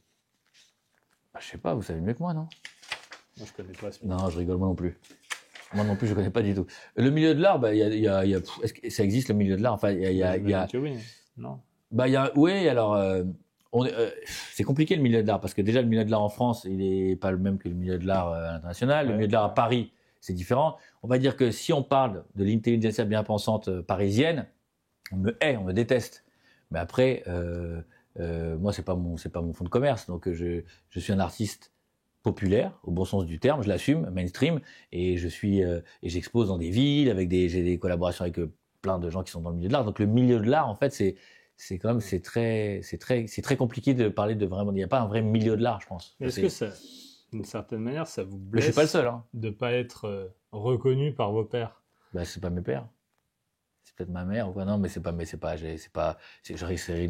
au début, je rigole parce qu'au début, c'est ce que je disais dans tous mes discours, dans mes bouquins, je dis, oui, au début, ça me frustrait de pas être reconnu par mes pairs, mais aujourd'hui, je les considère pas comme mes pairs. À l'époque, oui, j'ai honte de dire qui j'étais. Parce qu'on connaissait mon nom, on connaissait pas moi. Donc à l'époque, quand j'étais en quoi, je suis dans l'art. Je sais pas qui j'étais. Donc j'avais même honte de ça parce que j'étais pas reconnu, parce que j'étais un peu mal vu. Il y a le côté disruptif, les couleurs, hein, c'est de la merde. Enfin, il y avait des vraies critiques qui étaient à mon endroit. Donc, mais je me suis complètement. Mais il y a pas. J'imagine qu'au fond vous dites qu'ils aillent se faire, voilà. Mais est-ce qu'il n'y a pas quand même. J'aimerais bien quand même qu'il y ait un jour. Un bon papier d'un critique reconnu. J'en ai. Ouais. J'en ai des super. Mais attends. Mais très souvent, dans les interviews, j'entends, vous avez l'air d'être en confrontation avec ce milieu, même si je ne sais pas si. Bon, c'est eux qui sont en confrontation avec moi. C'est parce qu'ils me blacklistent dans des. Moi, qu'est-ce que je fais? Moi, je regarde. En fait, je regarde pas tellement ce qui se fait à côté. J'avance. Je trace mon chemin. Ouais. Si tu commences à te préoccuper de ce qu'ils disent les autres, et puis c'est ce que je dis souvent, quand tu as un papier dans Beaux-Arts et qui te défonce sur 2 pages.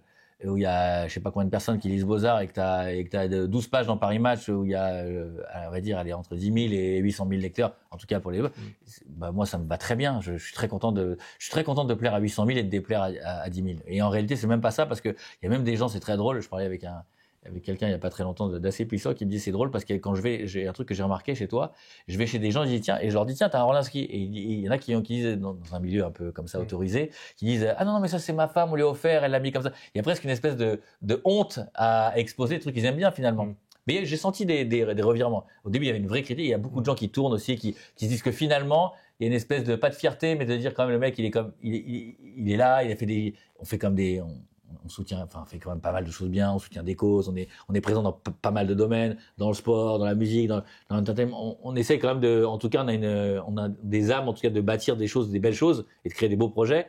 Donc, il y en a qui le reconnaissent quand même. Au bout d'un moment, tu vas être con toute ta vie, quoi. Il y a un moment, tu vois un truc, tu dis, bon, ok, j'aime pas ça. Mais à un moment, faut reconnaître que ça, voilà. Et ça, c'est une forme d'intelligence aussi. Vous dites que je vous entends dire que vous faites un art facile. Ouais.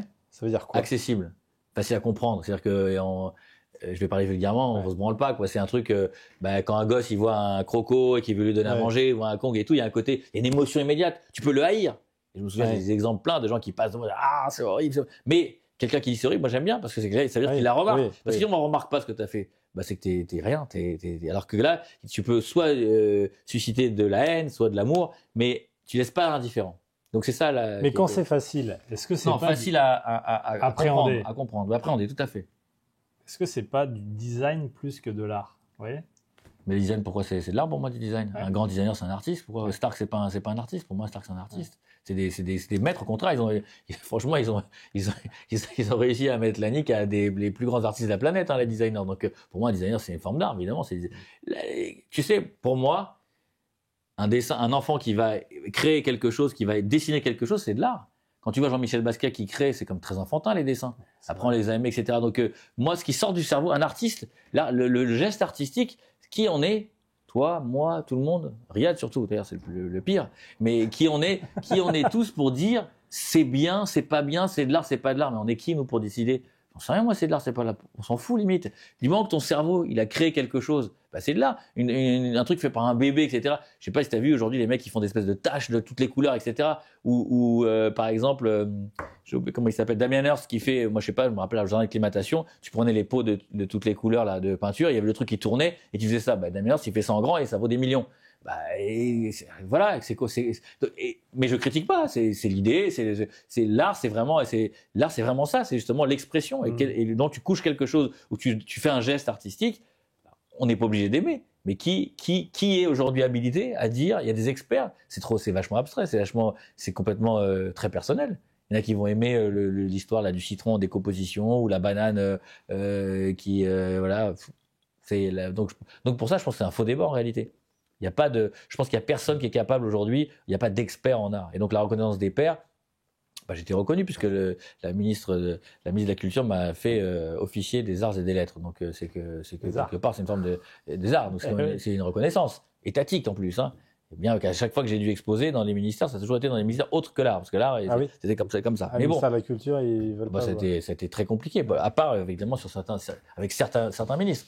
Mais j'ai eu des histoires avec des ministres qui étaient fans de moi quand ils étaient dans un autre ministère, et dès que c'était à l'art, j'ai plus de nouvelles. Et j'étais banni. Moi, je peux le dire, j'ai Fleur Pellerin, par exemple, je peux la citer, j'ai pas de problème, avec qui j'ai été elle était au ministère de l'économie numérique, et on a fait des opérations ensemble, justement, j'avais fait un petit Kong, on avait fait pas mal de choses donc vraiment, j'ai beaucoup contribué à pas mal de choses avec des boîtes dans le numérique. Et le jour où elle a été nommée ministre de la Culture, je l'ai félicité. Il y a plus sur le téléphone, il y a plus personne qui me répondait, plus rien, même pas un message. Moi, j'étais banni, complètement banni, et j'en ai plein d'autres comme ça. Mais en tout cas, celui-là, j'ai aucun problème à en parler. Voilà. Casque, voilà, là c'est le casque. Je suis très fier de ce casque que j'ai fait pour mon pote Esteban Ocon. Là aussi, il y a du Basquiat, je la vois là. Ouais, exactement. C'est évidemment allégorie à Basquiat et les fèves que j'ai fait pour les galettes des rois pour Monoprix par exemple, avec les petites fèves qu'on retrouvait dans les galettes. Mais toutes ces marques que vous me citez, c'est étonnant ça quand même pour un artiste. C'est génial. Et Warhol, qu'est-ce qu'il faisait alors? C'est Warholien. Moi, je suis un fan de Warhol. Oui, la soupe. Ah oui, moi je suis fan de Warhol. Pour moi, Warhol c'était un génie. C'est le mec qui a révolutionné l'art contemporain, le pop art. J'ai une question. Quand je vois ça, la couleur par exemple. Ouais. Vous la décidez ou vous la déclinez quoi qu'il arrive? Vous avez cette œuvre, vous avez le. On cherche les couleurs. Moi, j'ai adoré les couleurs. C'est une période de ma vie où j'ai vraiment les couleurs. J'adore ce qui. Parce qu'il y a un côté, et ça, je pense que les gens ont du mal à le comprendre aussi. Ouais. Il y a une industrialisation de l'art d'une certaine manière. Bah non, puisque ça reste que des séries limitées, ça reste avec des couleurs très Oui, compliquées à trouver. mais celle-là, j'imagine que vous l'avez faite en, je sais pas, 10, Pas 15, 20 couleurs. Pas forcément. Non, pas du tout. Ça dépend. Vous allez peut-être dire le Kong, oui, parce que c'est vraiment l'emblématique. Mais les autres, non, parce que d'abord, il n'y a pas la demande nécessaire, on va pas se mentir. Et puis, c'est des choix. Moi, il y a des sculptures où j'ai pratiquement fait, il y a un Shiba qui est dans l'entrée, j'ai fait qu'une couleur et c'est tout. J'en ai pas fait d'autres. C'est vraiment c'est de l'inspiration, c'est du moment, c'est vraiment, il y a plein de choses, plein d'alchimie qui rentrent dans tout ça, quoi. La résine, c'est la matière que vous préférez travailler ou pas forcément? Non, pas forcément. Parce que c'est aussi ce qui a fait Non, votre... mais j'adore l'époxy parce que ça représente pour moi, c'est l'industrialisation, la bataille entre le métal, le plastique. Il y a plein de codes comme ça qui étaient de mon enfance. Les soldats en plomb et les soldats en plastique. Enfin, ça représente, il y a beaucoup de choses comme ça. Mais là, on parle plus de ces genres de matériaux. C'est des matériaux qui parfois coûtent plus cher que d'autres matériaux. Et des œuvres avec, vous faites aussi des matières précieuses? Ouais, de l'or, du diamant, enfin, du cristal de roche, du bois pétrifié, il n'y a pas de limite, de l'albâtre. Et ça, c'est des demandes ou c'est... Souvent, c'est des demandes, ouais. Ouais. C'est des demandes. C'est des commissions, on appelle ça commission, c'est des choses, des demandes de particuliers, de sociétés, ou, voilà, ouais. Mais ça peut être aussi une création. Quand j'ai envie de faire quelque chose, je le fais. Hein. Ça m'est arrivé. Oui, Après, mais bon, investir, l'or. l'or. Ça non. Mais typiquement, quand je vois un truc qui me plaît, on a fait un truc en onyx rouge, une petite sculpture en onyx rouge. Je trouvais ça tellement beau ce matériau que j'ai dit, il faudrait en faire quelque chose. Le marbre, c'était pas une commande à la base. Quand j'ai fait ma première panthère en marbre, j'étais dans des carrières en Italie, à Michelangelo, qui est une sorte de marbre très blanc, qui est une des rares familles encore italiennes, parce que toute l'industrie du marbre a été rachetée par les Chinois.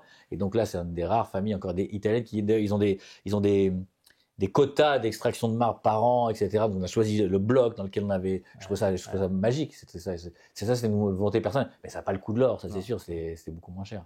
Mais c'était quand même, pour l'époque, c'était cher quand même. On y va? Allez, let's go. On est parti. Tu vois, on n'a pas parlé des lunettes et tout ça. Bah non, Les on marques. peut pas parler de tout. Non, mais je rigole. C'est comme t'aimes pas trop que je parle des marques. Tiens, Il y a un classement des artistes les plus vendus chaque année. Ouais. Vous êtes où en ce moment? Français? Toujours entre haut numéro 1 numéro 2. Français numéro 1, numéro 2. Ouais, toujours. Et au niveau mondial? Je suis très bien placé. Je suis dans le top 100, je crois, un truc comme ça. Ouais. Ça veut dire, c'est quoi? Vous vendez rien, pour combien? Vous savez le chiffre? Non. Non, franchement, je sais pas, j'en sais rien. Ce qui m'intéresse, c'est pas tellement. Non, c'est pas. Mais ça, quand on dit. Le classement, c'est pas par rapport à ça. Le classement, c'est par rapport aux résultats qui sont faits dans les enchères.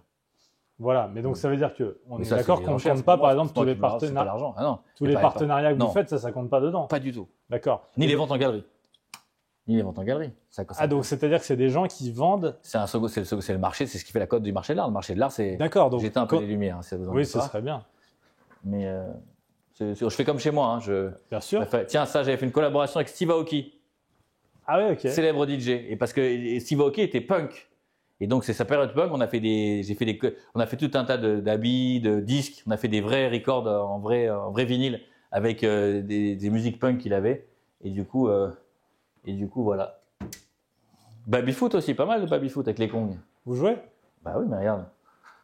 Avec les Kongs. Il y a une balle ou pas? Ouais, il y a une balle. Mais bon, il l'a pas servi depuis un moment. Ah oui, il y a une balle. Tiens, tu veux jouer? Ouais. Mais je crois qu'il y en a un qui est un peu déréglé. Mais...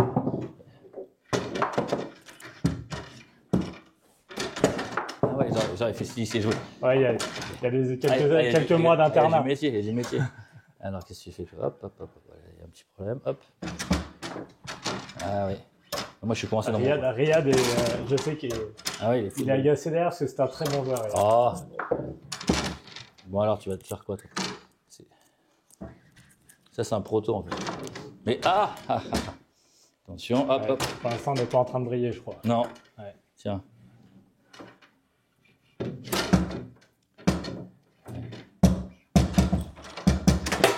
Voilà, bravo. J'ai fait exprès de te laisser gagner. Ouais, c'est ça. T'inquiète. Ouais. J'ai bien vu que vous contrôliez rien du tout. Non, je comprends rien, moi. Baby-foot. J'adore le baby-foot, mais je suis pas très bon. Je préfère le vrai foot. Alors, regarde, peut-être. Regarde. J'ai joué au Vélodrome. Pour l'UNICEF. Ouais.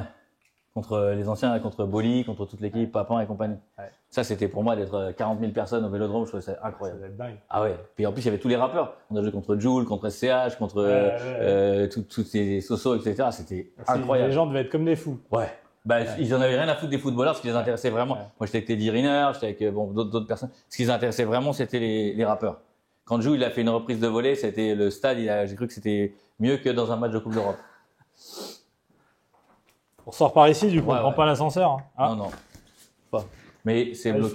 faut- Non, ça appuie là. Voilà. Voilà, la solution. Alors, est-ce que l'art va devenir high-tech? C'est-à-dire Est-ce que le futur de l'art, c'est les NFT, ce genre de choses? J'ai l'impression Ça qu'il y a eu existe une... déjà, les NFT. Oui, mais il y a eu une bulle il y a 2-3 ans, et après on en parle beaucoup moins. Une bulle spéculative, mais la Vous- NFT, vous c'est y êtes incroyable. allé, vous Bien avez- sûr. Ouais, ouais. moi, j'ai toujours réfléchi à des projets avec du physique derrière. Moi, j'aime bien tout ce qui est physique. J'aime pas quand c'est purement digital. Donc, du coup, et puis de toute façon, c'est la blockchain qui est très intéressante parce que ça permet d'avoir un certificat inviolable d'authenticité. Et ça, c'est génial. Ouais. Mais je suis sur de nouveaux projets d'NFT là Et ça marche quand même? Il y a vraiment un marché là. Oui, bien sûr qu'il y a un marché. On peut faire plein de choses en fait avec. Après, il y a eu l'évolution, les métaverses, tout ça. On a un compartiment chez nous. On fait que du digital, etc. Mais on fait des vrais projets avec du sens derrière, mais toujours ma grande volonté. Et j'ai fait dans beaucoup. C'est pour ça que j'étais assez respecté dans le milieu des NFT, c'est parce que j'ai toujours décrié. J'ai toujours critiqué les gens qui faisaient du pur numérique. Ouais. Alors, je trouve qu'il faut toujours qu'il y ait un moyen d'avoir une correspondance dans le réel. Est-ce que vos œuvres seront un jour vraiment dans des musées? Elles sont déjà dans des musées, dans des fondations aux États-Unis. Dans des d'autres fondations, pays. mais dans des musées nationaux? Est-ce que... Fondations aux États-Unis, c'est mieux que les musées. Fondation, c'est Ah ouais. au-dessus. Aux États-Unis, je parle. Après, Après, c'est quoi, comme les fondations qu'il y a en France, le ouais, mais c'est comme des Vuitton, musées. ou- Ouais, c'est des grosses ça. fondations. Ouais, c'est vraiment fort les fondations aux États-Unis. Après, ici, il y a quelques musées. Parce que l'art contemporain ne rentre pas tout de suite de fait dans les musées. Non. D'abord, on l'a chez soi. Regardez on a- Jeff Koons, par exemple. Au début, personne n'en voulait. Maintenant, il est dans les musées. Donc voilà, il y a pas de règle. Mais c'est pas. Pour moi, c'est pas tellement le. C'est pas ce que je veux qu'on retienne, en tout cas, de tout ça. C'est Mais justement. si, moi, parce que quand on est un artiste, on veut laisser une trace. Je peux pas croire que vous me disiez, Mais non, la je trace- fais ça comme mais ça. la trace, et j'ai puis déjà c'est laissé la trace. La trace, je sais pas, Oui, mais avec le côté disruptif, les je sais pas, moi aujourd'hui, on construit je suis en train de construire des hôtels, des tours, Oui. des villes qui peut-être vont porter mon nom.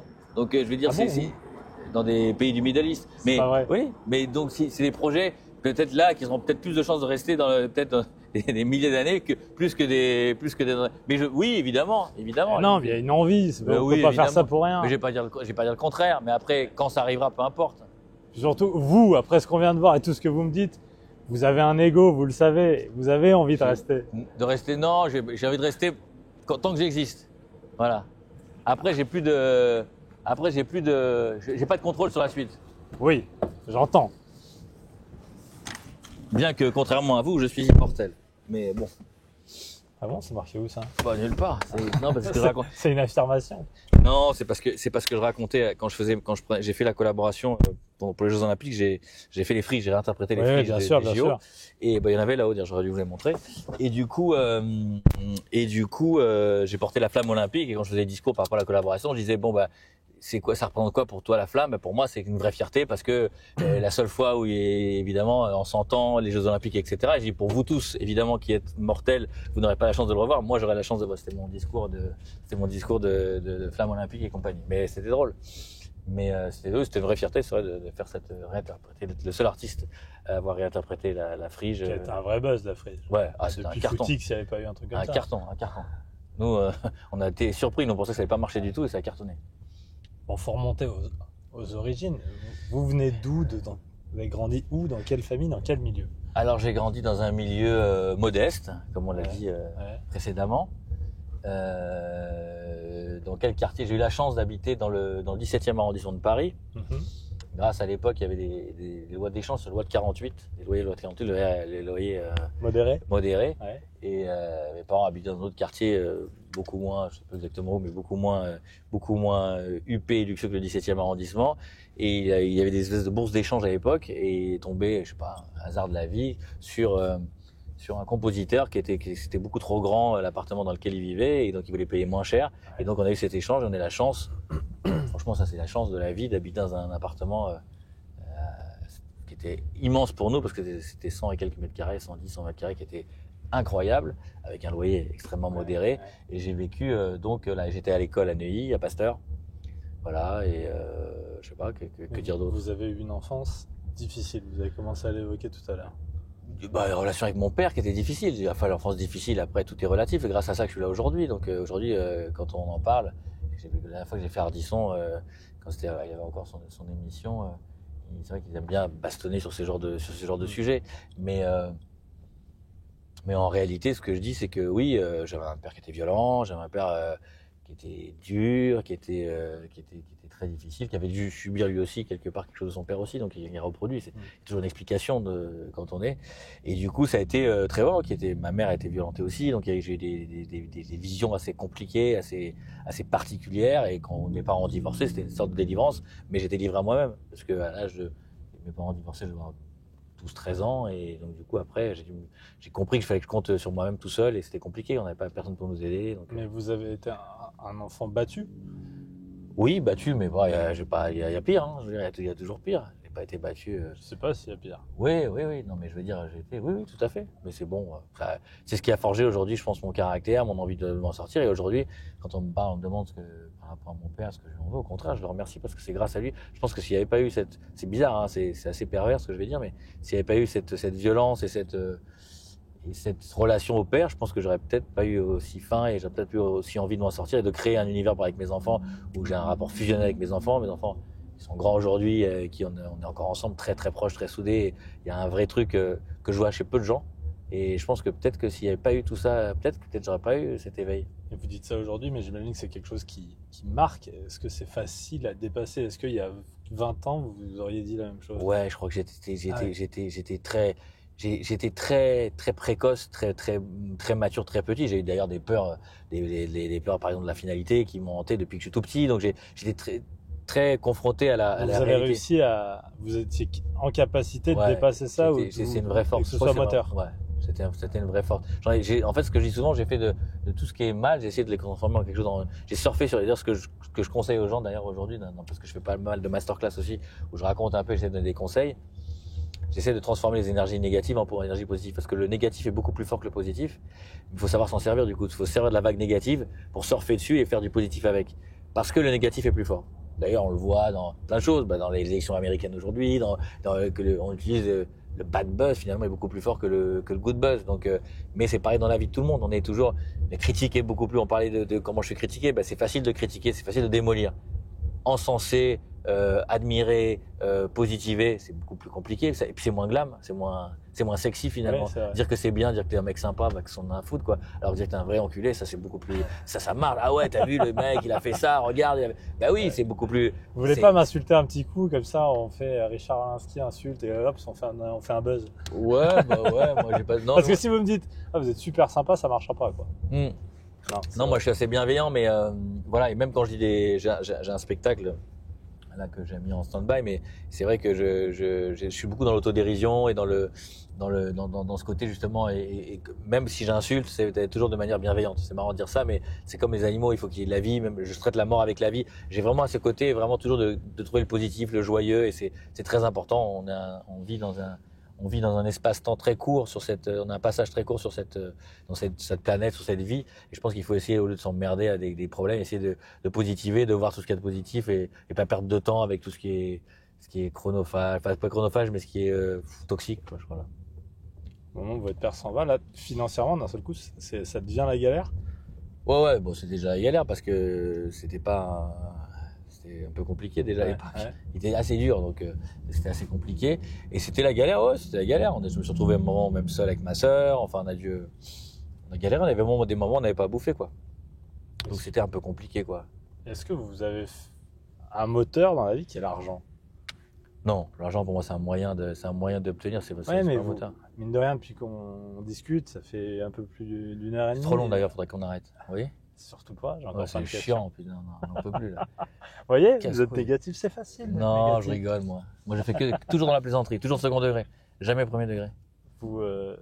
Vous parlez beaucoup d'argent, vous me dites le prix tout à l'heure en rigolant. Parce que moi je suis à la méthode américaine, moi j'ai mon éducation me l'a su fait avec les US, mon développement il était fait avec les US, c'est la méthode anglo-saxonne avec la culture de l'échec. Pour moi l'échec c'est important, si tu failles pas, tu peux pas réussir. Donc donc c'est cette culture et ce côté pas désinhibé, mais faut assurer, je veux dire, comme on a dit tout à l'heure, bah si tu vends pas, bah tu peux pas réaliser tes projets, tu peux pas financer des œuvres caritatives, tu peux pas, bah voilà, l'argent c'est pas un moteur, l'argent c'est un moyen de pouvoir réaliser des projets. Voilà, pour moi c'est ça l'argent, c'est vraiment ça.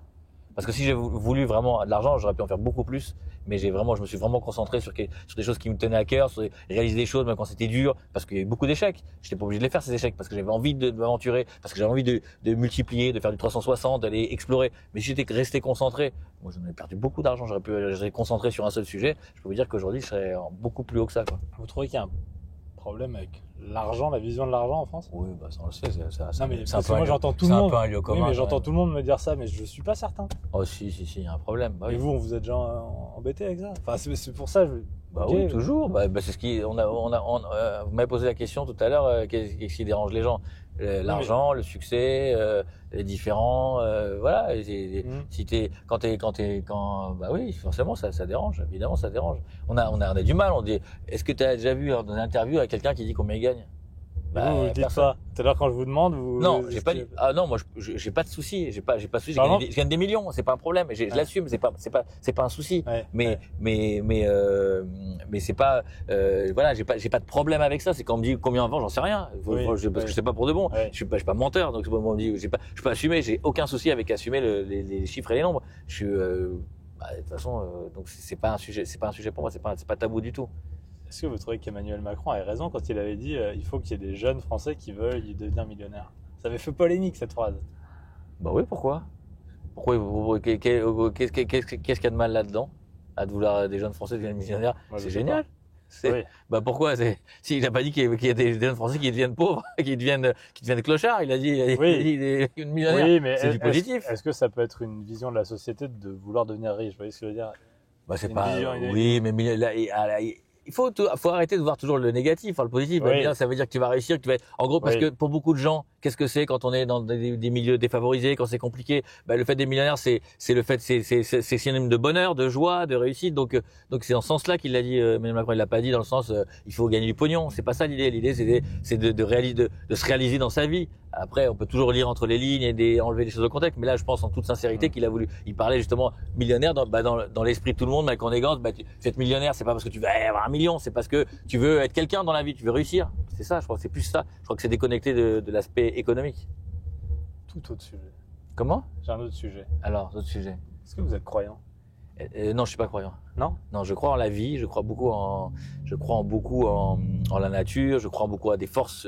Je crois pas aux coïncidences, je crois au timing, je suis très croyant à la vie, mais je crois pas Une religion. Non, je crois pas à une religion. J'ai vu que vous étiez intéressé à la question juive en France. Ouais, je m'intéresse à toutes les religions. Je m'intéresse pas particulièrement. Je supporte, j'essaie, dès qu'il y a des bonnes causes, j'essaie d'être toujours. J'ai tapé votre nom avec plein d'entrées. Donc religion, et par exemple, vous avez fait par exemple des rencontres avec le CRIF. Ouais. Et sur la question des Juifs en France, par exemple. Donc c'est des sujets qui. Ah non, j'ai pas fait la rencontre. Au CRIF, j'ai juste créé. Ils m'ont demandé de créer la sculpture du lion qui a été offert aux femmes azédies, la iranienne pour les Iraniens. Je crée depuis 3 ans ou 4 ans la sculpture qui est remise aux personnalités qui vont être mises en avant. Il y a eu il y a 2 ans, c'était les plus anciens déportés, les derniers déportés juifs de France. Cette année, c'était les femmes iraniennes azédies qui étaient truc. L'année d'avant, c'était je sais plus des penseurs qui avaient été russes. Donc moi mon combat là, c'était je parlais pas pour écouter les discours, je ne sais rien, je sais pas ce qu'ils se racontent. C'était mon projet, c'était de venir honorer avec un prix. Donc c'est moi qui crée le prix finalement, voilà. Mais comme je le fais pour plein d'autres choses.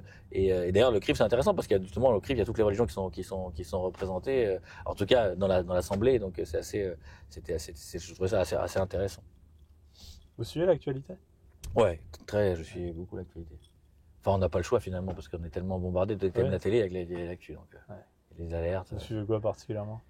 Alors en ce moment, je suis les élections entre Biden entre Kamala Harris et Trump, et je trouve ça génial. Je trouve des trucs, j'ai rigolé. Oui, parce qu'en plus vous voyagez, j'imagine, régulièrement, donc vous connaissez assez bien le pays. Ouais. Et qu'est-ce que j'ai rigolé. Le dernier coup en date, celui de Trump avec le camion poubelle. C'était, oui, ce matin. Alors ça, c'était drôle, ça. Je l'ai vu hier soir, moi, mais mais j'ai rigolé pour de vrai. C'est comme si je regardais un film comique. J'ai dit, mec, j'ai rigolé pour de vrai. C'est-à-dire que pour décrocher un sourire quand tu regardes un film, mais j'ai rigolé. Ça m'a fait rire. C'est vrai qu'avavec son gilet orange et sa tête orange. C'était énorme. J'ai trouvé, ça m'a fait rire vraiment comme un film. J'ai dit quand même, il est fort. Je trouve ça fort. Je trouve d'utiliser à ce point-là un truc exacerbé aussi fort, cette bataille, c'est un combat de coq, un combat d'arène. Je trouve c'est poussé à son paroxysme. C'est complètement fou. C'est surréaliste. Parce que cette société-là, vous la connaissez puisque vous y allez souvent. Bien sûr. Est vraiment différente de la nôtre. Quand vous êtes là-bas, vous sentez une atmosphère, autre chose, une vision.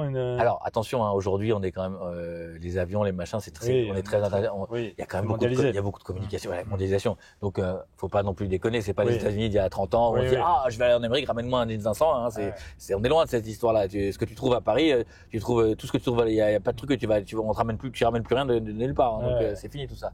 Par contre. Oui, il y a des mœurs, des mentalités. Non, tiens, la chirurgie esthétique, là-bas, c'est poussé à l'extrême. Tu vas à Miami, les meufs, elles ont toutes des seins comme ça, des lèvres comme ça, des trucs du botox. En France, on est quand même beaucoup plus soft. Donc, il y a des mœurs et des choses qui sont bien différentes, oui. Mais sinon, oui, c'est différent. Mais c'est très marrant, là.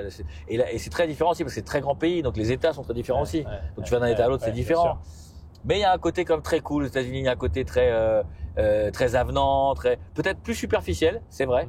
Mais il y a un côté comme ça fait du bien parce que c'est toujours oui, c'est toujours yes, c'est toujours why not, c'est toujours let's do it. J'ai fait mon premier rendez-vous avec la Formula One.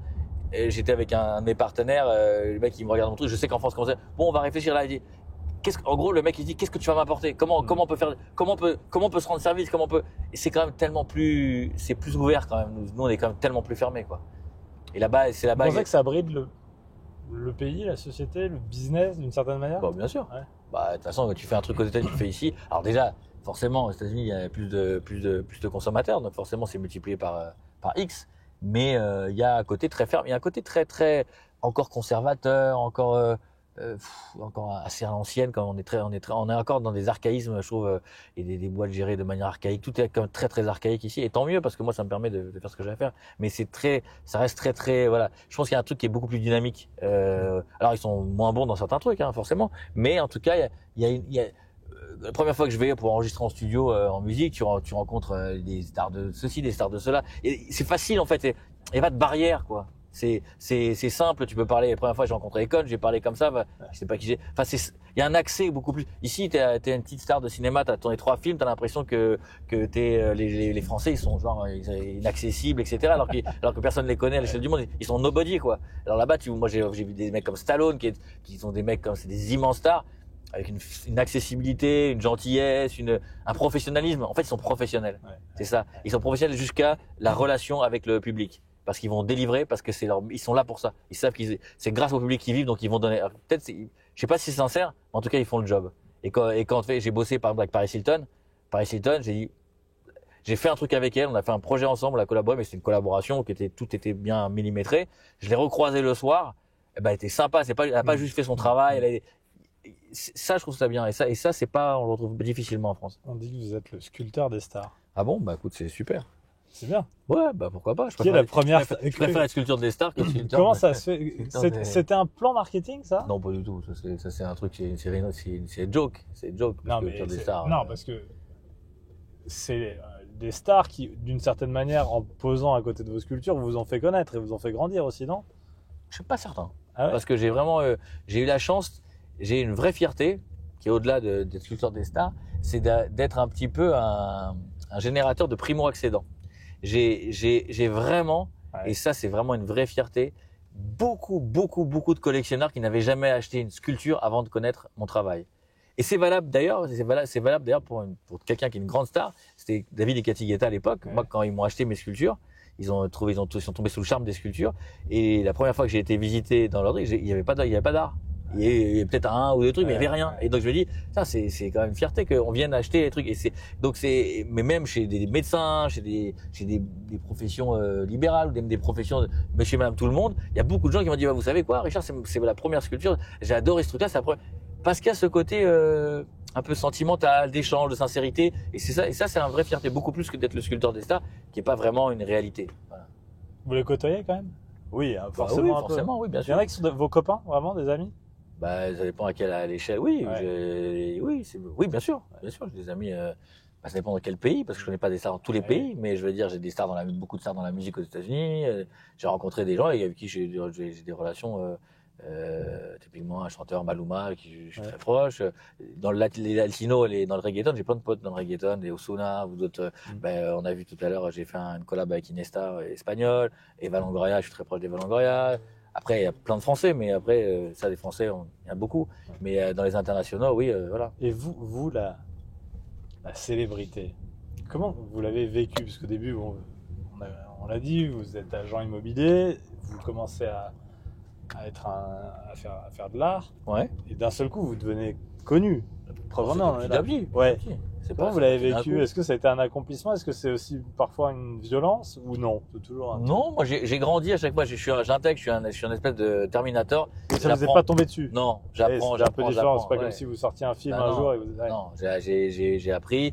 On m'a aidé. Il y a des gens qui m'ont aidé dans le milieu, qui ont été très bienveillants. J'ai des gens du show business ou qui m'ont pas mal en tout cas.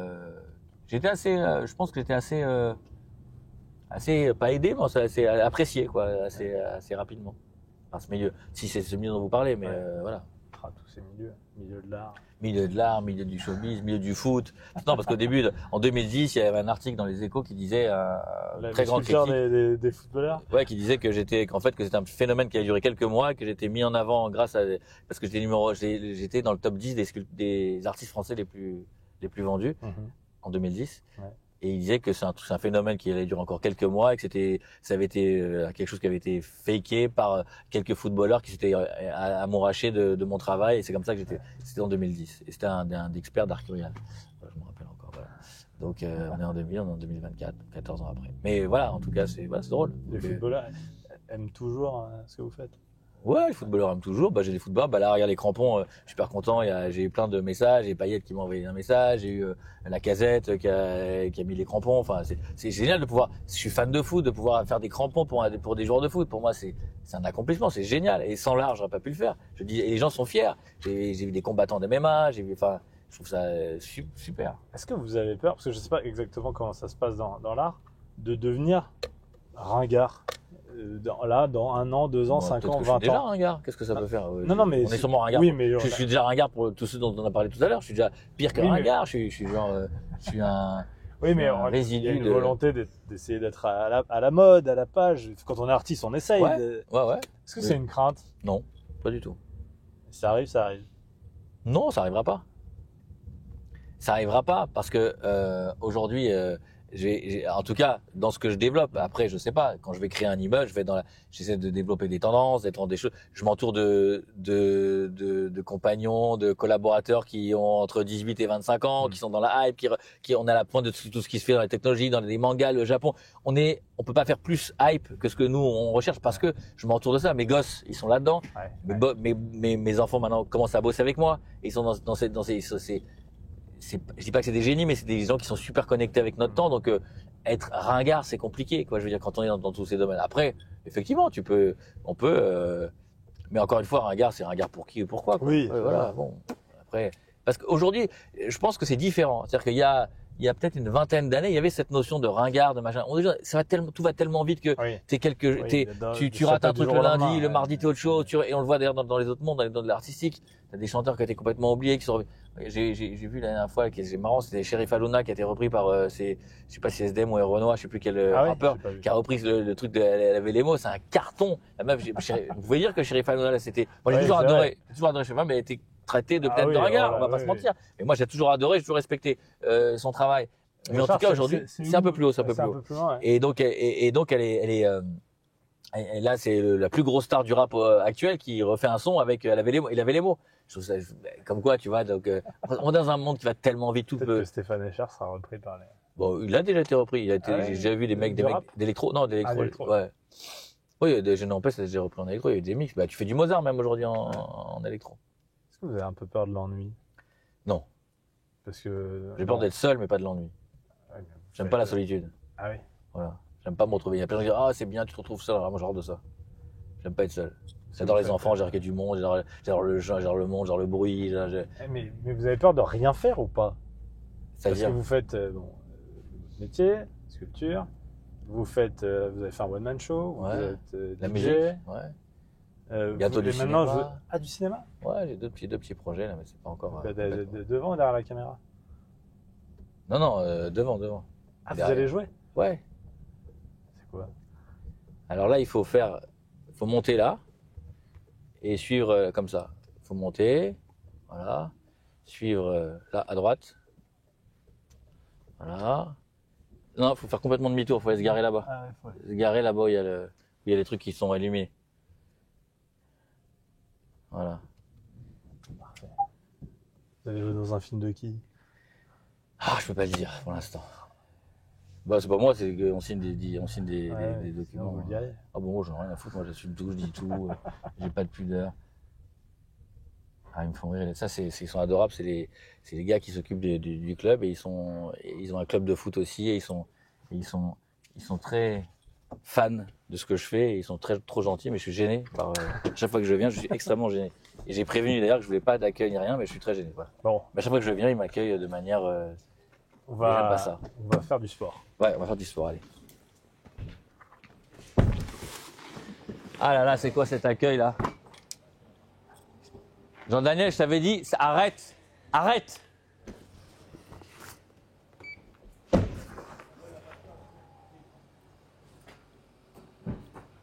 Tu crois que je vais pas te payer? Tu seras pas payé. En tout cas, félicitations. Hein. Ce que tu m'as envoyé tout à l'heure, félicitations. Bravo. Bonsoir. Bonsoir. Tu vas bien? Ouais. C'est quoi? Tu m'as fait Bonsoir. quoi là? Bah, vous êtes t'es le boss. Eh, le Bonsoir. boss, Tu le mérites, hein. je suis le boss de rien du Quand tout. on Ouais, comme toi, bah, ouais, c'est ça, ouais. Mais en tout cas, je suis content pour toi. Hein. Ok, super. C'est génial. Bravo. Tapis rouge. Tu vas bien? Ça va? Ouais. Bonsoir.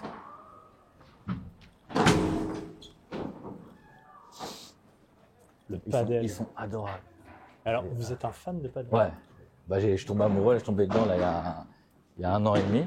C'est la mode, hein. Ouais. Non, mais c'est une histoire de dingue, ce sport. C'est un truc de fou. Là, il y a beaucoup de joueurs qui jouent ici. Je joue ici avec Pires, il y a Cyril qui joue là, il y a plein de joueurs, tous les paddles addicts qui jouent ici.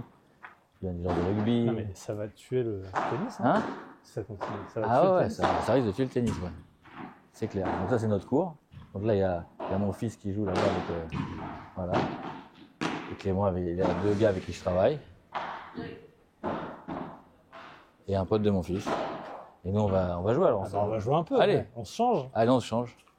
Il y a un petit truc là-bas. Parfait. Il y a un petit truc pour se changer. Mais toi, tu sais jouer ou pas? Et je me débrouille. Je tiens une raquette. Ah, c'est Riyad. déjà ça. Où est Riyad? Riyad est là. Allez, Riyad. La raquette aussi, hein. Ouais. Regarde, Riyad, la raquette. Bon, j'ai mis vos chaussures. Je sais pas si elles sont trop faites pour, Non. pour le paddle. Hein. C'est pour ça que moi, je les ai pas pris. Je vais les essayer, voir si elles Hein? sont bien. Ça va, Clémence? Alors, ça donne quoi? Il y a combien?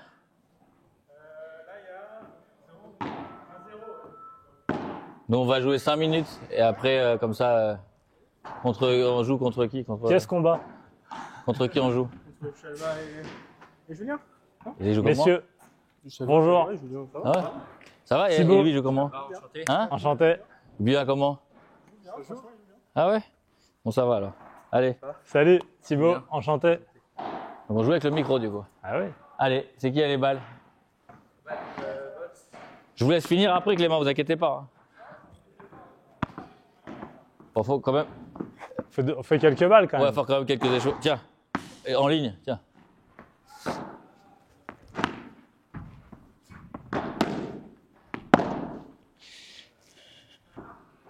Ah bah tiens, tu joues à droite, toi, va te mettre à droite. Ouais, on va se mettre comme ça.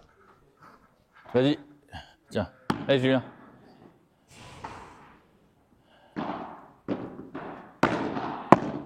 C'est quoi ces balles?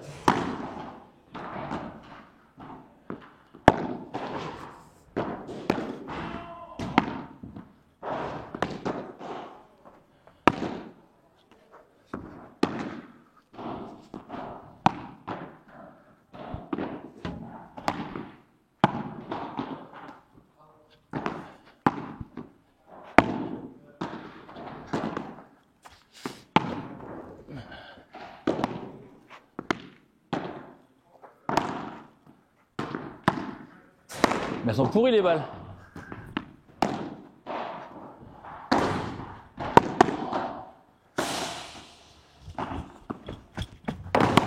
Elles sont pourries les balles. Vous commencez à vous plaindre? Bah oui, elles sont pourries les balles. C'est quoi ces balles? Hein? Bon, T'as pas d'autres balles, c'est moi? Hein? Non, mais c'est bon, ça y est, alors, je m'en fous. Bon, allez.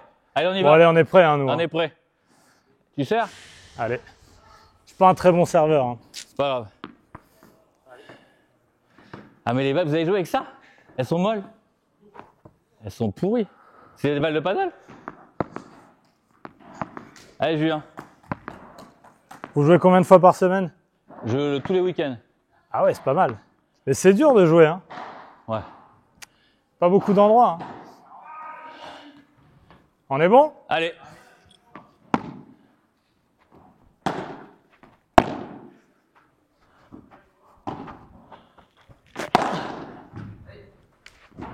Ah là, ça commence bien. Bon, pour ceux qui nous regardent, on peut expliquer les règles quand même, parce que je suis pas Alors, sûr là, que tout le monde les connaisse. C'est comme au tennis, en fait. Tiens, t'as une deuxième balle. Ah, j'en ai une dans la poche. Ah, c'est comme au tennis. Bah ouais, les règles, c'est comme au tennis, en fait. Y a pas de... C'est ça. Hein. Ouais. Après qu'il y a des vitres. Ah, pas bonne celle-là. Parce qu'on n'a pas le droit de toucher la grille. Non, interdit de toucher la grille. G. Ah, un peu haut. Raté. Trop haut. Trop haut. Mais les balles, elles sont Ah, je vraiment... suis pas très bien servi.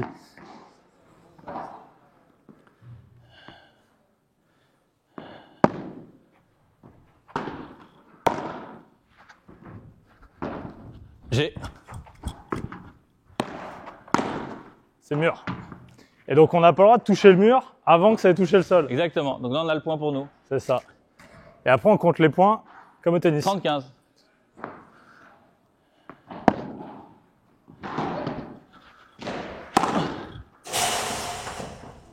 « 40-15. Vous êtes appuyé sur un beau service là. Ouais, c'est vrai.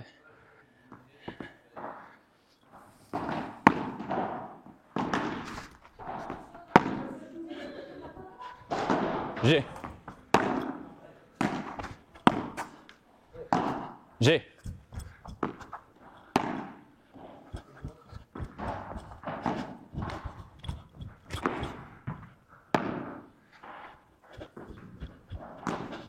Ah, Oui. Ah, pardon, c'est moi. tu me fais courir là? Ah ouais, ouais, ouais. Vous dites G à tout. Bah parce que sinon je vois qu'il y a pas, c'est là, 40-30. 40-30.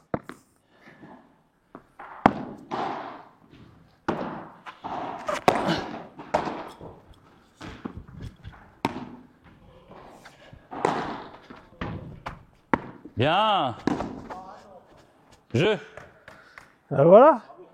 On fait un deuxième ou c'est bon? On fait un petit deuxième. Non Allez, Ah non, on tourne pas. Alors, c'est vrai que vous auriez voulu devenir joueur de foot pro, par exemple? ouais. Ah ouais? Vous avez Ouais. joué jusqu'à quel niveau? DH. Ah, et pas mal.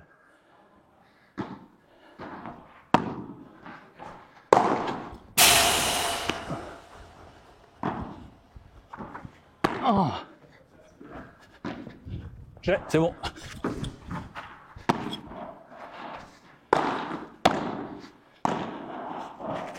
Mur. 0-15.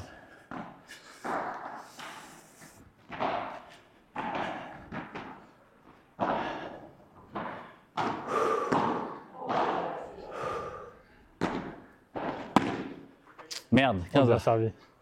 Là, les balles, elles sont vraiment pourries. 15 heures.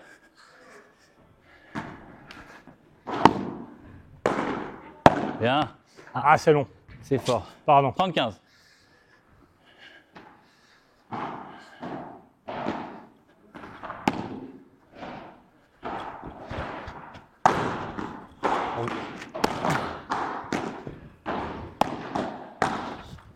Ah, pardon. Pas grave. 40-15. Donc, Ça nous l'intérêt, c'est d'essayer de les faire reculer. Et quand ils Ouais, reculent, on remonter. avance au filet. Exactement. Out.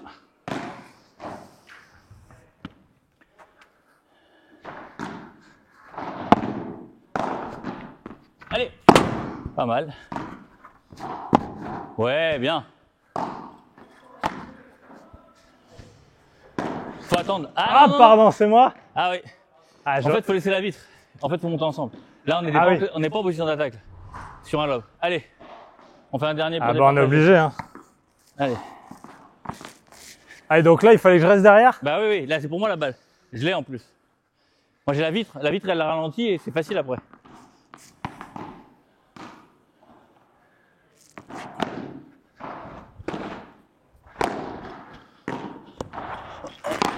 Pardon. Vite. 15. Donc là, il faut que je me serre bien à droite. Ouais. Faute.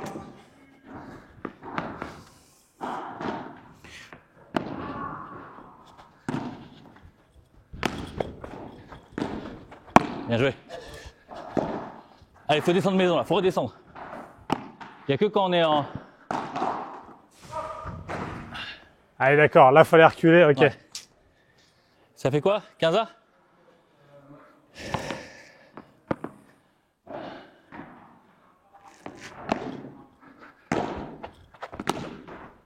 Oh non. 15 30. J'ai eu envie de l'aider un peu, mais. Ouais.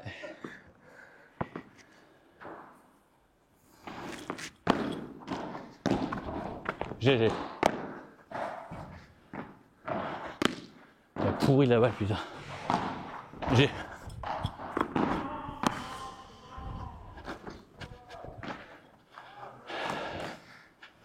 Balle de match 30 ans, non? à 30A.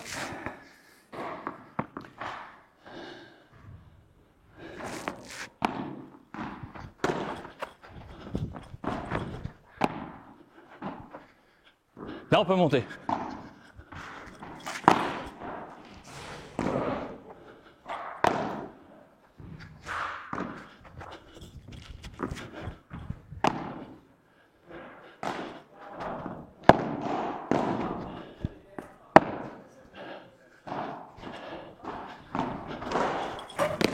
Ah non. 30-40. Allez, là, c'est balle de match. Allez, mon match. Richard, notre honneur est en jeu là. Ouais.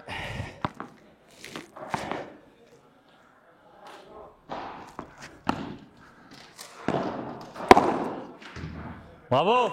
Par 3. Égalité. Ça s'appelle comment? Par 3. Par 3 quand on l'a fait sortir sur un mur sur le côté. Ouais. Merci. Et alors là, en padel, il n'y a pas d'égalité. Si.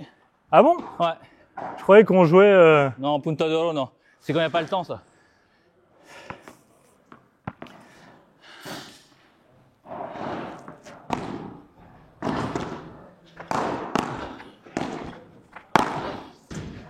Bien joué. Avantage. On voit les années. Hein. Richard Orlinski, merci beaucoup. Avec plaisir. On va finir l'émission parce que je sens qu'on va gagner le point.